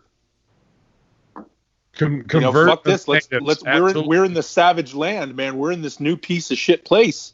Let's go find Sauron. They might have got wiped out by fucking natives. Natives are like, convert this motherfucker. Yeah, let's go convert. Guys are done. So, or maybe all the stuff they found was fucking placed there for the episode in order for them to find, and that's why it's only 2 or 3 feet down. Just saying. So, dude, because they show him digging, and you know. Oh, stop it! I know deep woods. Come on, dude. They show him digging. Hey, don't dig right here till next episode. You dig over there. We'll stick the spoon in the thing over here, 3 feet down, and then you act surprised. You could lay out moss and make it look like that. I agree totally. But and on top of that, here's the thing: we're looking at it from the angle of there is no one else with these guys who is legitimate. You know what I mean? Like, there are people who are with these guys because the government has to be involved in this. Right. If they find anything, they stop right there, and they have to come in and fucking bring in the authority. So that's what I'm saying. I understand Papa Don makes a good point, and it's valid. But we're under that impression that it's just these brothers and the guys on their squad. There are people there who are watching, making sure they get due diligence. Making sure they get theirs if something's found. Because the Stooge report would have come out if you couldn't keep all those outside dudes with the tech and shit. This is bullshit, B. And they're bringing stuff up now and straining it through filters, like how you would pan gold, I guess. And finding pieces of bone. They found bone down in the X mine shaft there. So. And that is exactly what Papa Don was saying earlier, because like I said, man, snitches dig ditches, and fuck it, man. Everybody was expendable. You're down there too in 1701, and you fucking run out of air. Your ass is down there. Nobody's fucking bringing you up 90 feet. And here's the other part, though. You were down there because you were expendable. You didn't get sent down there if you were his buddy. If you're the captain's buddy or you're the cabbage farmer's pal, you didn't get sent down there. Yeah, you were down there because they couldn't afford to lose you. I think fucking Mr. Ball found he dug down way deep. I think he found pirate treasure. I think that place was a hotbed from Knights Templar time, and people were like, "This is the fucking stash spot, B." And whether Captain Kidd knew some dudes who knew the grandfathers of the Knights Templar who stashed some shit there, and they said this is the place to fucking go. And even Oak Island itself is a strange thing because no other island, there's no oaks anywhere near there on any other island. Granted, you could do, a bird carried a fucking seed, dropped it, fucking potato seeds there. Yeah, potato seeds. And fucking cabbages grew there naturally. But, it's just interesting that there's these aha things. So if I was a dude who was a pirate in Jamaica and somebody told me about an island that they planted oaks on specifically, well, isn't that a fucking thing off the coast of Nova Scotia? It'd be easier to find it, like the oak giant trees. tall oaks. Yep. Everybody else has pine trees. There's the one with the fucking oaks. There's just small things like that are signals that we wouldn't pick up on in 2019, but in 1700, when you gauge the world by nature and signals that way, especially with the big igneous rocks that they put in a specific pattern that is very Masonic, very Templar, and angle and degree driven, that tells a bigger story to me. And think about Mr. Ball being out there. Nobody'd give a fuck if they saw him digging because he's a farmer. Yeah. He's working his land, man. That's how he got his business. That's how he made his millions. He's got the best gimmick going right there. He's a farmer with 4 acres, sure. Mild 4 acres. That's nothing to farmers. Fuck that. Come on. But nobody questioned him. Nobody think twice if they saw a group of guys digging or a group of guys cordoning off an area to put up furrows and dig trenches. Right on. I just want to say shout out to the third hole, not the third hole in Stevie's head, but cheers, 2,000 bits. Appreciate that. Nick Metal with 1,100 night. Eric, can I get a hee Stevie? See, it's dangerous because the big gig on Stevie's head is almost where his third eye would be. That's what I'm saying. Almost poked your third eye out, man. You'll shoot your third eye out. He had to have that Red Rider. He's still upset because he has to be on the road for a week. Potentially has to hang out with his best buddies. He potentially has to hang out for a week and do a show and talk a little bit. Yeah, and he's worried about. What's that? I thought I was getting another hee there. No, you're getting this about Oak Island. He's all. This bores me. Wow. Oh, knockout! Wow. It's just, you know what it is, dude? It's kind of like, at least we know the story of Hitler, and it's a little bit of that finding Hitler stuff. They're just trying to string you along for as many seasons as possible. This whole thing, now they want to finally build a dam, or they want to make sure they block off the ocean and all that stuff. You don't think some engineer, if they really brought somebody in season 1, would have been like, hey, if you want to do it right, and this is what we do right off the bat. Not the whole... I would agree, but I think they didn't know what they were getting into. If you watch, you'll never watch the entire season. You hurt his feelings. Ben is all boo-boo hurt right now. I can see it in his eyes. That's the real deal of like, holy shit, what did we get ourselves into? Holy shit, we got to spend $75,000 more on this. Holy fuck, if we really want to find out what's going on, that means we got to shut the ocean down. They're never like, yeah, let's shut down the fucking ocean. they're like, oh shit, are we going to do this? Let's fucking do it. They always have to get to that point. In other words, so on this episode of Boring Stevie. Yes. In other words, screw you guys, I'm going home. Yeah, take it home, Stevie. StevieRichardsFitness.com. You guys can get in shape. Oh, wait. No. Let's call it a night here, ladies and gentlemen. We are sorry to have put you all to sleep. Wow, I didn't mean it like that, but I can just bring the ad up over that as you talk about it. There. Stevie, Tuddles has said that Sunnyvale has a ton of cats and a cat park. That's great. At least I don't have to dig for them for 5 seasons to find them. Wow. No, you can get that right on Trailer Park Boys Season 1 right out of the gate. See, I'll watch that if those guys were digging. I would love it. I think we could get something going together if you are willing to put in a week's worth of work in Canada. By work, you mean hang out, but that's fine. Yeah, if you mean work, if I judge my road diet, then yeah.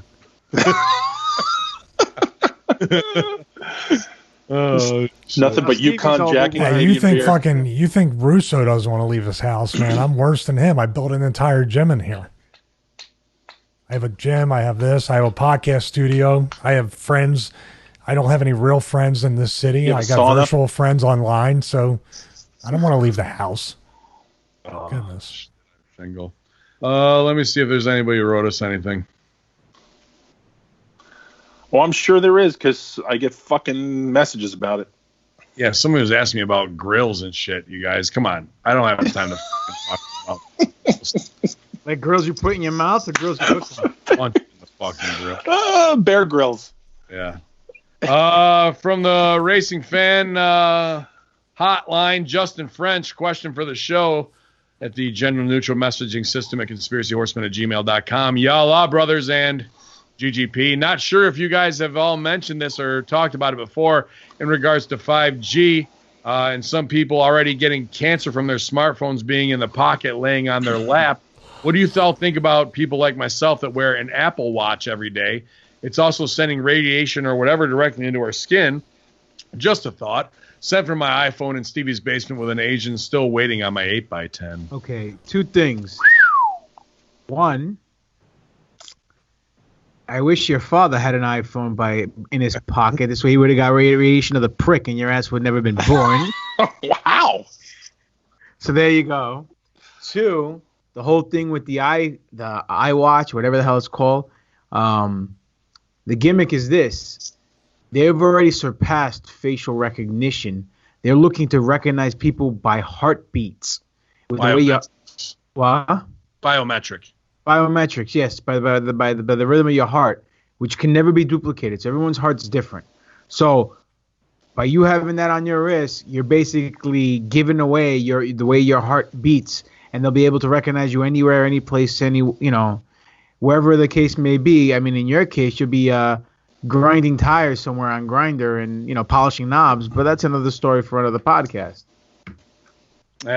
He's not wrong when it comes to them wanting to track everything, whether it's or him polishing knobs either. But go on, Stevie, go ahead. Your Fitbit, but Stevie, you're the Apple Watch expert. How do you feel?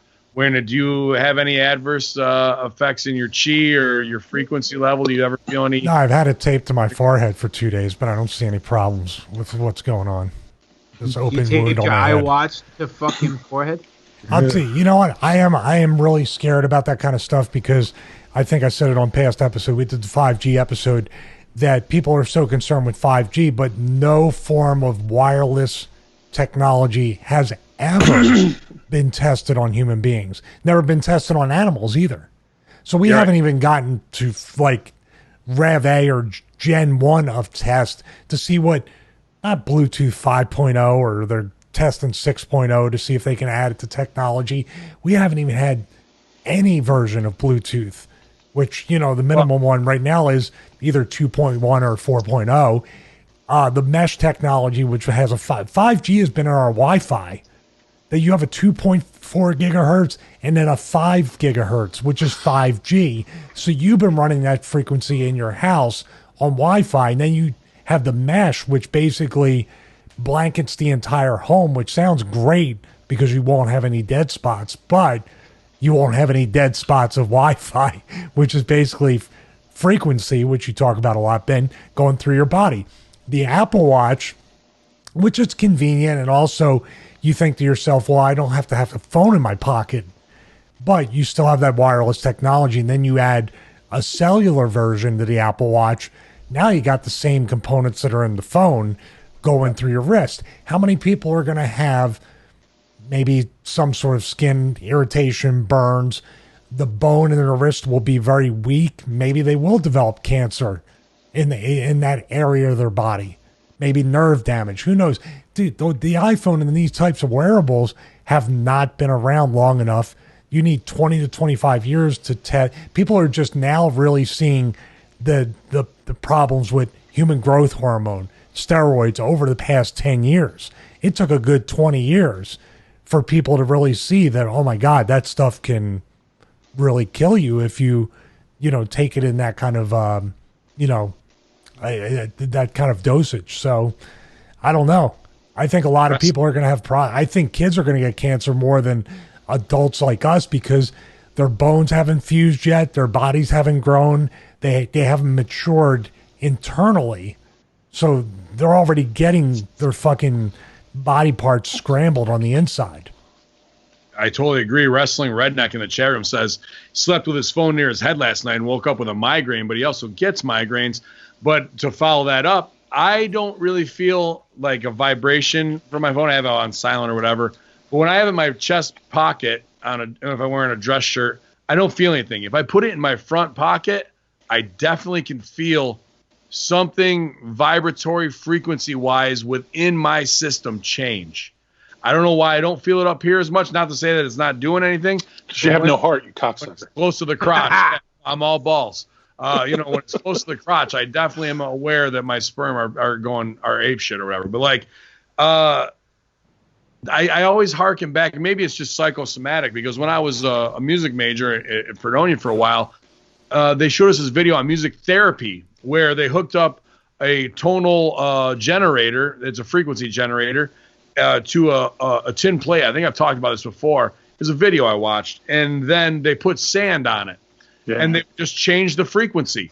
And you would see this change in the sand when they frequency changed it, like it was sacred geometry patterns. Like these beautiful patterns would emerge as the vibration went through the plate. Now, that's exactly what we're talking about with an iWatch of frequencies on a high scale that you can't see. I'm not talking about just shaking and vibration, an actual frequency that's being emitted through that. What is that doing to the cells in your body? It's reshaping, restructuring the natural flow of maybe how your blood should be going through your wrist, which is a pretty goddamn major artery. That's why people cut it to end shit. And that's where you're wearing it around there. Maybe not by chance, by design, for greater control, for maybe even a kill switch if they wanted to be able to emit some frequency that would instantly mess with your patterns of arrhythmia in your heart or whatever it would be that they wanted to emit through that. And we just do it because it's convenient, fun, cute, trendy, so we can check our steps and get a pat on the back at the end of the day.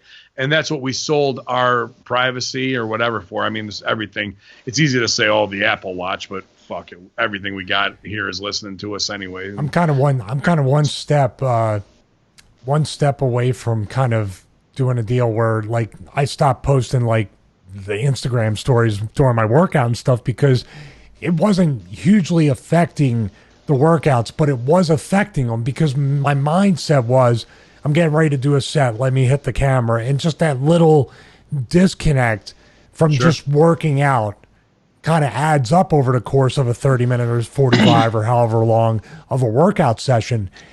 I remember before there was even chest strap Bluetooth heart rate monitors and you didn't even really wear one, I managed to get into shape. I managed to work out without having to gamify all this stuff or have, oh, wow, I burned 350 calories. That's cool. Like, there was a time before all that stuff. I worked out before there was even iPods and managed to do cardio and lift weights with a Walkman. I mean, these things are possible. They're more convenient now, but I also think, like I said, the technology and the things that can get in the way of having a productive, healthy life now. Because like you said, oh, this is pretty cool. This is neat. This is whatever. But what does it really do? It's a distraction from you doing these other things.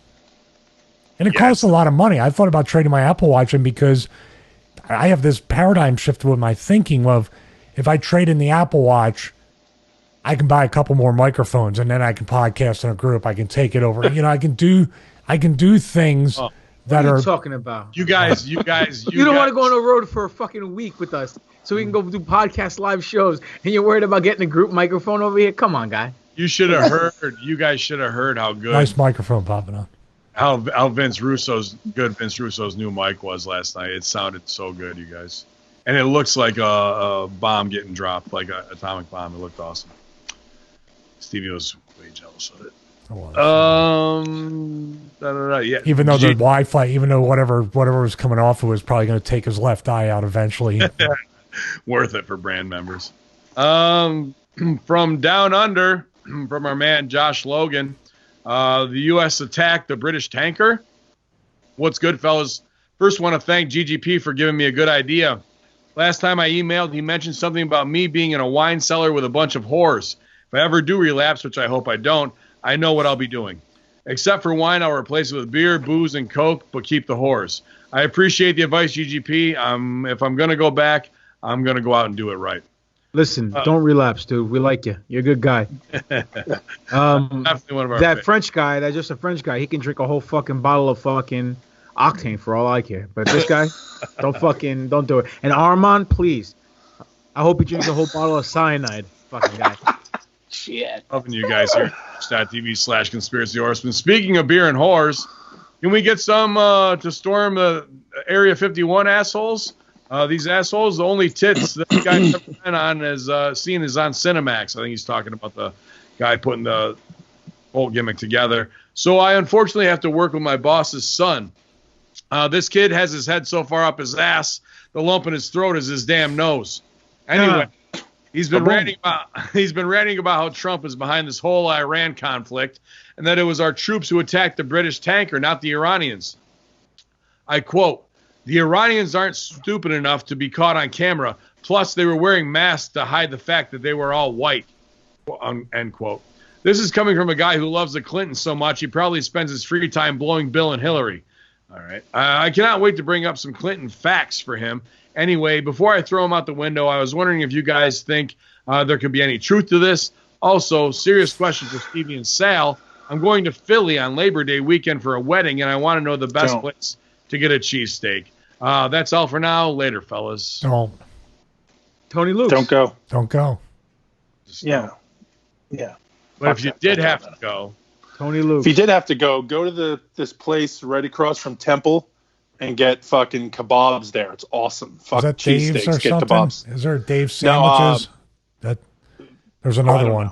Tony Luke's. Fuck Tony Luke's. Fuck all these people. Fuck Philly cheesesteaks, please. Enough. You're just mad because you're a fucking vegetarian again. Calm down. I'm not. I've fallen off the wagon. I've made my wife food and I started eating it because I got tired of doing it. Nice. Started making 2 meals at a time is horse shit. Like it. Welcome back. Welcome back. Yeah, man. Obviously, Tony Luke's, I guess, for cheesesteak. Go to Meanie's house. Yeah, just tell him we sent you. Just tell him, be like Stevie sent me. He'll be like, oh, come on in. Does he have one named after himself? Hold my belt. As far as your boss's son, nepotism will always reign supreme. I think throwing him out the window probably won't get you higher in the company. It might. I don't know. Maybe he hates his kid. Clinton-wise, And I've heard from my sources that it was the Libyans, Marty. It was the Libyans. Nice. Just ask him what he thinks about 12 Secret Service agents assigned to the Clinton family all being killed or winding up dead under suspicious circumstances. And then watch him squirm, and then ask him about the fire at Chappaqua in her server room. Ask him about 33,000 emails with John Podesta and Pizzagate pedophile code inside of it. Can I predict his answer already? Sure. Dude, please, whatever. That's the go-to. Please, whatever. But when it comes to false flags, he might not be that far off, especially like we've talked before. Maybe it's Trump getting undermined by the deep state because they've still got a hell of a hold on the CIA, FBI, and who knows what other agency. Do you think Dick Cheney's more dangerous then or now that you're not hearing about him? Do you think Donald Rumsfeld's more dangerous then or now that you're not hearing about him? They're still invested in all of these major companies, and I saw that they're putting in big-time heavy equipment, war machine planes, tanks, Bradleys, in a base in Saudi Arabia right now.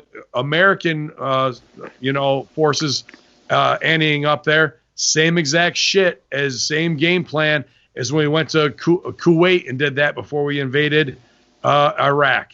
This is John Bolton 101. This was before Trump.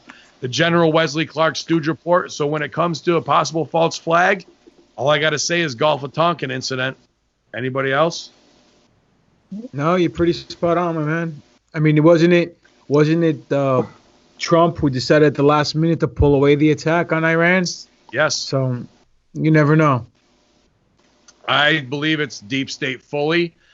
Was it the Iranians? Maybe. And then the other story this week was that they executed or sentenced to death and already have executed some 17 spies working with the CIA that were in place there that they knew. So they're making the covert moves to beat the drums of war. And the war hawks who are going to profit from both sides are sitting back, rubbing their hands together, getting things ready. Also, we shot down a drone that we were saying that was Iran's, and Iran comes out saying that's not our drone. All the drones are right here. What are you talking about, guy? So who knows? I think dude. I think you're painting the perfect picture with that too. So I Call like me Bob Ross. Yeah, I think that Trump pulling back, maybe looking like he gets baited into something, and then some truth comes out of who's behind it, and then let's pump the brakes and not have a full coup d'etat where we have to throw them under the bus. They sent those messages during the Bush funeral. I want to see more of those followed up on it. I think we are. So to jump the gun and try and do a big head them off at the past Stooge report isn't the right move here. But you may be onto something with a false flag. Stevie, what are you thinking? Is this boring you? You good? Oh, it's he was just MK Ultra, dude. No, it's the fucking long game shit. I drown. That's all I hear right now. Let's just do these little moves and do this rather than. There's nothing we can do. There's nothing we can do except keep trying to put it out there of an alternate viewpoint. There's nothing, you hear Putin talk about certain things, that certain things aren't the way that the American mainstream media is talking about or anything else.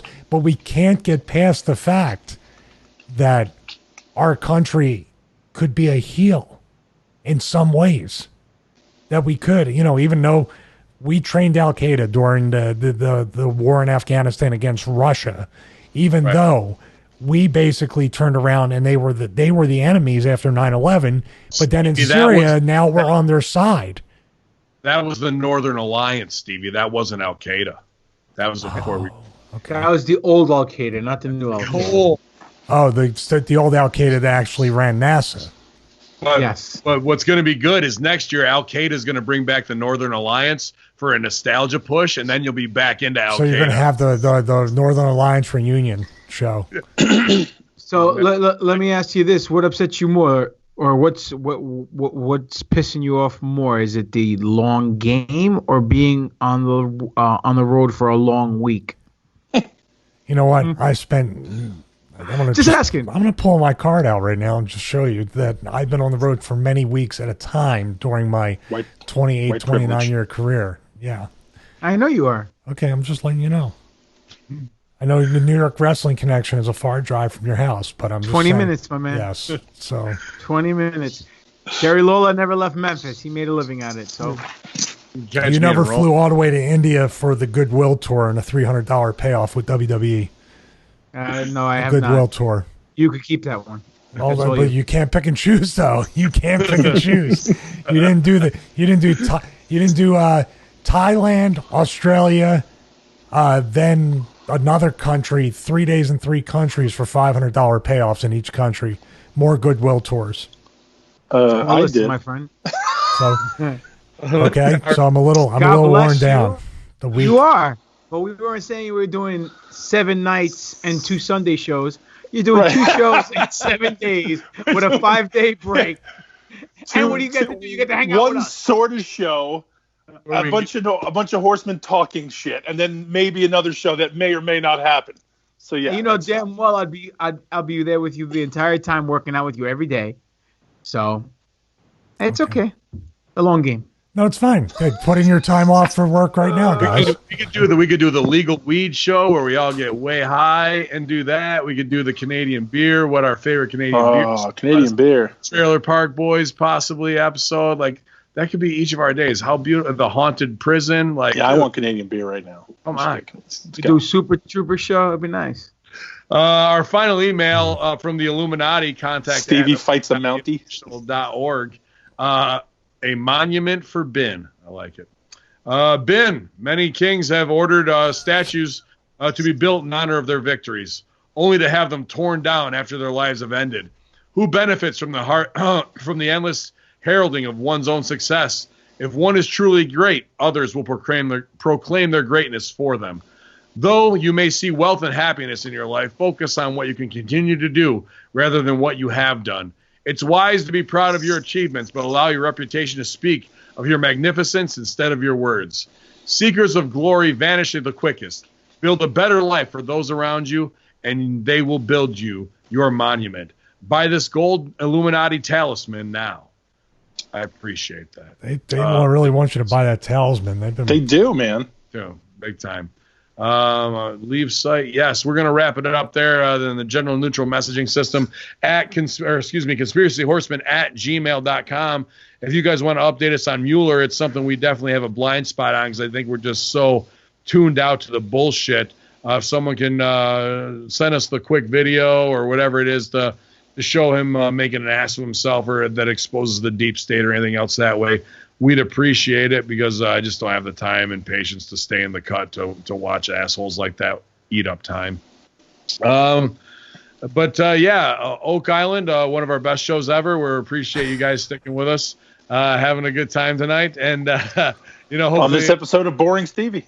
Yeah, get together with our guests to talk about murder next week, the Smiley Face Murders, and also have the franchise on. Maybe we'll do a double show. I'll check his schedule and see what's going on. This sounds like the long game too. We all Wrestlers versus Zombies. Yeah, he said he would come on Horror Junkyard to do Wrestlers versus Zombies as well. Oh man! So double banger. And speaking of that, we had people asking, "What's the new Twitch channel for the Horror Junkyard, Sal?" Oh fuck, I don't even know. Hang on. It was Twitch. Twitch. The Horror Junkyard. Yeah.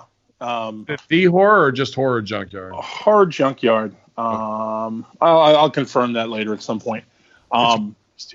Yeah, there was a bunch of people. People came on. It was cool. We had fun. Armand was there. We still had fun. Sorry. Yeah, we still had fun. It would be fun to get you guys on, especially a movie you've seen. We'll give it to you ahead of time. We'll watch it, dude. We'll get ahead of time. We were thinking about right now. Now that Rutger Hauer passed, we were thinking about looking through. We looked through his catalog. He does not have a lot of horror, a lot of exploitation. He has action. He's got fantasy, sci-fi. Wasn't he not a lot of horror? He was in Buffy. He was the main. He was the head heel. Yeah. Actually, Rated R hit me up today. He said he felt like that was a Mandela effect. He thought he remembered him being called dead in 2016. We've had a lot of hoaxes, but that's one I didn't remember. But he thought he had remembered him as one. I got a Mandela effect for you guys. Yeah. I don't know if you guys remember this or not, but now with the Mr. Rogers movie coming out with Tom Hanks, right? Oh, yeah. Right? The song, I remembered, It's a Beautiful Day in This Neighborhood, right? Right. It's a beautiful day in the neighborhood. Yes. Beautiful day. It got changed to This Neighborhood. Yes, it's changed. But now, the name of the show, or the name of the movie is Beautiful Day in the Neighborhood, and they sing the song in the trailer, and it's a beautiful day in the neighborhood. Right. That's what it was. Right. But it went from the to this. Now it's back to the. I didn't know. I never knew it went to this. Now I wonder if it's changed back because we had that on our show of beautiful this neighborhood. I'll definitely bring that up and see if it has changed. But good one to keep an eye on. I don't know, man. Mr. Rogers, I get it. Everyone loves it. Don't you dare talk bad about Mr. Rogers. Well, that's the thing. The guy's got no skeletons, man. I get the pedo vibe, dude. But even when I was a kid, I could not get into that shit. I was like, something's wrong with this old man living by himself, talking to little kids with puppets. This shit ain't right. I don't care what he's saying of your manners. And he seemed MK Ultra and fucked up to me even when I was like 8 years old, dude. Don't you dare. I just did it. Don't you dare. Now you talk bad about Bob Ross too, right? Come on, stop. Dude, I mean, his whole thing was they were soft spoken. PTSD, shell shock. Did you ever see him go off with talking about Vietnam while he's painting and shit? About people behind the bushes and shit? Yeah, dude. That's never. That's absolutely true. I watched before he ever got over. I saw those fucking shows on PBS, dude. Absolutely. Never. No way, dude. Is it on YouTube? Yeah, I believe it would be. There's got to be a comment. He's like, we don't talk about the bad times back then with the men in the jungle. And like, dude, he would talk about. No, dude. We don't talk about the you guys know you shows me for years. I'm working your face. That's tremendous. That should be a movie. That right there should be our script. Yeah. That a guy who's a super hippie painter just goes fucking ape shit and paints all the fucking spots where he's buried bodies. That's what he's doing. He's painting. Yeah, he's painting like an Oak Island every time. Right. Where he's buried everything. Have you guys seen the documentary about Mr. Rogers? It's amazing. No, I heard it was good, but you feel bad about yourself afterwards. Somebody was saying like you feel shitty, like as you as a human being. I don't know about that. I kind of like the person I am, but maybe you guys might not like it, but it's okay. But I heard it was good too. So I mean, he's getting his shine, after he's gone. And I'm not saying just as me, I was never like a mark for him. Well, one thing's for sure, in the documentary, he didn't complain about hanging out with his friends for a week, so it's okay. He didn't have any friends. His friends were fucking puppets. Those are the best friends to have because you put them away when you're done. Hang out with Conky afterwards. Trailer Park Boys reference, and none of you guys will get. Yeah, Sally, you got anything coming up? So along those lines. I'm sorry, what happened? Anything appearance-wise? Anybody can see you? Nope. I don't go anywhere either. Don't do anything. You do hang out with your friends, though. Not a lot because I get tired. I don't want to do that anymore. I don't like the long games.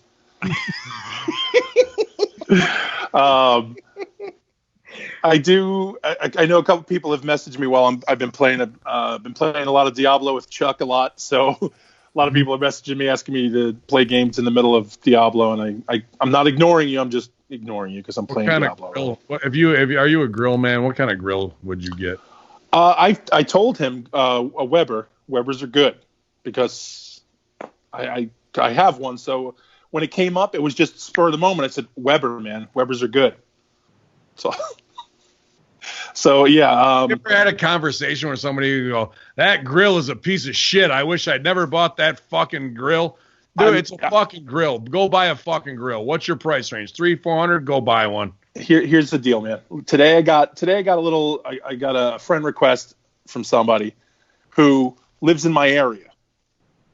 And mutual friends are Stevie and Ben, Sign Guy, Gertner, a bunch of the guys, you know, the boys. And I'm like, oh, hey, man, how you doing? And he says, hey. First of all, he didn't answer me back. And I'm like, so what's up? And he's like, oh, nothing. I said, okay, cool. You know, Ben and the boys. And he goes, oh, no, I'm just a big fan. I was like, all right, delito. Like, what the fuck? Like, if you're going to say hi, you want to be friends on Facebook or whatever, I'm trying to reach out and say hi, see what's up. Do I know you? What's the deal? No, you don't want to talk? Okay, cool. I'm going to go. Like, what the fuck, dude? So I blame Ben because I assume he's a friend of Ben's. Was he from Chicago? No, he's from my area. He's from he's a local guy. Your area in New York, or your area where you're at now? And in PA. Ah. And he works the Target over here. And I think I know him because I thought I might have saw him, but I was just like, all right. But like, you try to talk, you know, if somebody friends you and you want to talk to him, hey, dude, how you doing? Nope, nothing. Okay, he's my friend on Facebook too. Actually, I'm not sure. I remember I saw Ben, I saw a Sign Guy, I saw Gertner, I saw a bunch of the boys, and I was like, okay, fucking Crowbar, a bunch of the guys, and I'm like, all right, cool. So he knows the boys, so the boys must know him. Dropped. He didn't like the long game either. He just fucking bounced. So yeah, that happened. All right, let's wrap up here. Yalla, everybody. Stevie, what do you got to do? Where you at? What are you doing? Papadon's got to push his stuff after he buries. No, go ahead. You push. No, I would never bury you. You push yourself first. Ladies first. All right. Stevie Richards Fitness. We got the 12 and 16-week resistance band training program. We also have the chair resistance band workout video, the full body workout video.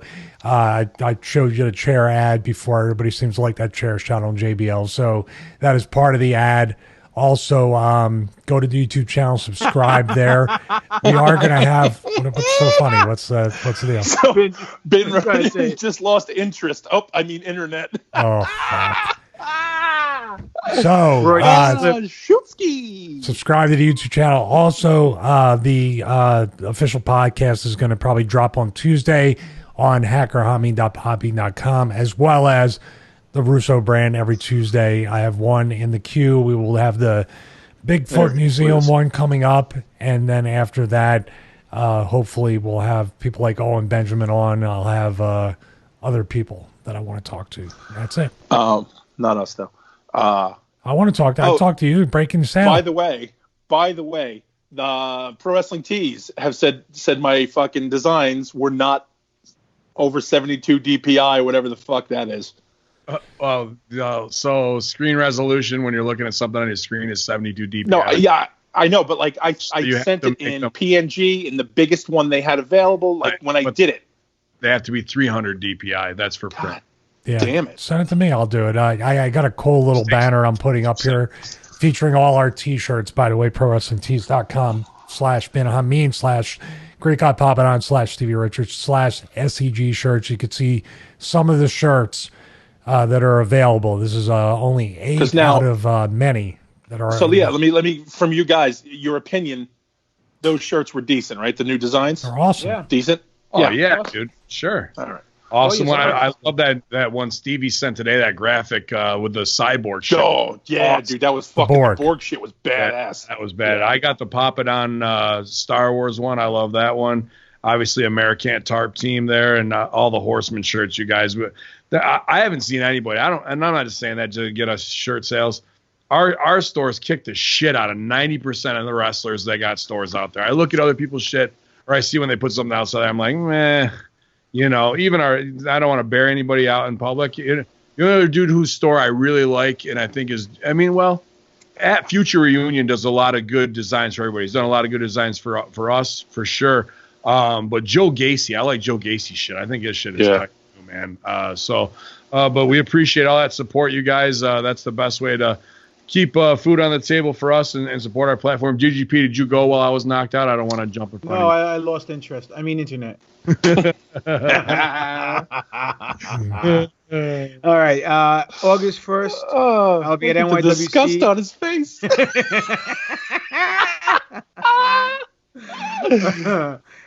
1st, I'll be at NYWC at Tropics. August 24th in Astoria, Queens. I will be at Alpha Championship Wrestling. That's all I remember off the top of my head as far as wrestling is concerned. You can find the new NFL podcast dropping tomorrow. You can find us at NFL_podcast on Twitter, New Force Order on Instagram, and Official New Force Order on Facebook. You can find me at Greek God Papadon on Twitter, Greek God Papadon on Instagram, Demetrius Papadon on Facebook, Pro Wrestling Tees / Greek God Papadon, and YouTube channels Papadon. Yeah, awesome work, man, with all the Star Wars stuff. I'm super pumped moving into I think the next movie drops December. Am I right about that? Yes, sir. December 20th, episode 9. I think it's just going to keep building bigger, better, awesome. It's the audience for it. I've seen it keeps going up every episode, dude. You've increased it in all the work you guys are doing. I appreciate that with Angela, everybody enjoying it. And like I was telling, Sal wasn't here, but we got our first hate email. Sweet. And we went off on the guy, but in a not in a malicious way, just in an entertaining fashion. So it was fun. Did you tell him to drink fucking poison? No, I didn't. I would have felt bad for the poison going down his throat, but. So did you ask Stevie not to write in anymore? Or? I challenge you to do a Mos Eisley bar stand-up routine with jokes that are only for Star Wars nerds. I'd like to see you start crafting that. A Mos Eisley stand-up bar stand-up routine, which is strictly Star Wars inside jokes that only aliens or super Star Wars. They have Pop.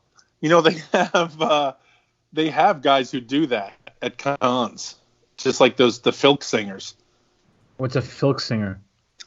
They do specific genre music. Like there's a Star Trek filk who just sing folk songs about Star Trek and Star Wars, and there are guys who do like Star Trek specific comedy, and they make reference to shows. And if you don't know, then you're just like, I don't get it. Gotcha. And there's guys who do straight up, like they'll talk about Dr. What's his name and Dr. Ahura? Dr. the guy, from the Cantina. Oh, he's talking Star Wars now. Yeah. You mean with the guy with Walrus Man? Yeah, I got you. He was a doctor or something or other. He was a doctor. Anyway. But yeah, anyway, again, so specifically, there you go. Well, I think it'll be good until people actually start coming after him for racist and fat shaming Jabba the Hutt, and then we're in a whole new level of SJW work. Dude, my co-host Stevie, my co-host Spiro, when he goes on his rant, we call him Darth Liberalist because he goes off on all the SJWs and he just goes on a fucking whirlwind of fucking F-bombs and motherfucker and eat dicks and just nonstop. It's like hilarious. Total typical New Yorker. It's great. Excellent. We appreciate that. All that new content that's going out there, you guys. Hopefully doing a Hamin interview tomorrow, maybe even 2. Getting good feedback on that. Having a good time switching it up here because, as we talked about on Russo Brand, I think we turned a corner with this Raw reunion. It feels like wrestling's done. Really the heart and soul to go into it and put it into it at this point. We'll continue because that's our base and that's what we do and that's why we're in this industry. But there is no new hope. Well, I don't know. AEW just October 2nd. Who knows? Whatever. Good for them. NWA Ring of Honor split. Now NWA is going to do a weekly program. They want to do weekly TV. So who knows? We'll see. The interesting will be future. The future will be interesting in wrestling. But as we push forward here, it's all about what we really love in outside content as we move forward in our lives and try and inspire and move the ball forward. I'll be at Immortal Wrestling on August 24th. I'll be at Crossfire September 22nd in Canada. Immortal's in Rome, right down from what date's the Canada thing? 22nd for me. I think 28th for Stevie. Which is like the part. I wish we had something to do with during that week. We could all do something together. I don't know. I just want to sum up the wrestling business right now. Come on, internet. Come on, interest. I'm losing the internet. The internet's playing the long game. He was right there when he wanted to attack mine. This bores me. There we go. But hopefully it won't bore us as we produce all new content for you guys here at hackerhamin.podbean.com, infidels. Weekly, every day of the week, you can get free shows here. Share it, increase the following, because you're one of the woke ones here at the Conspiracy Horsemen. YOLO!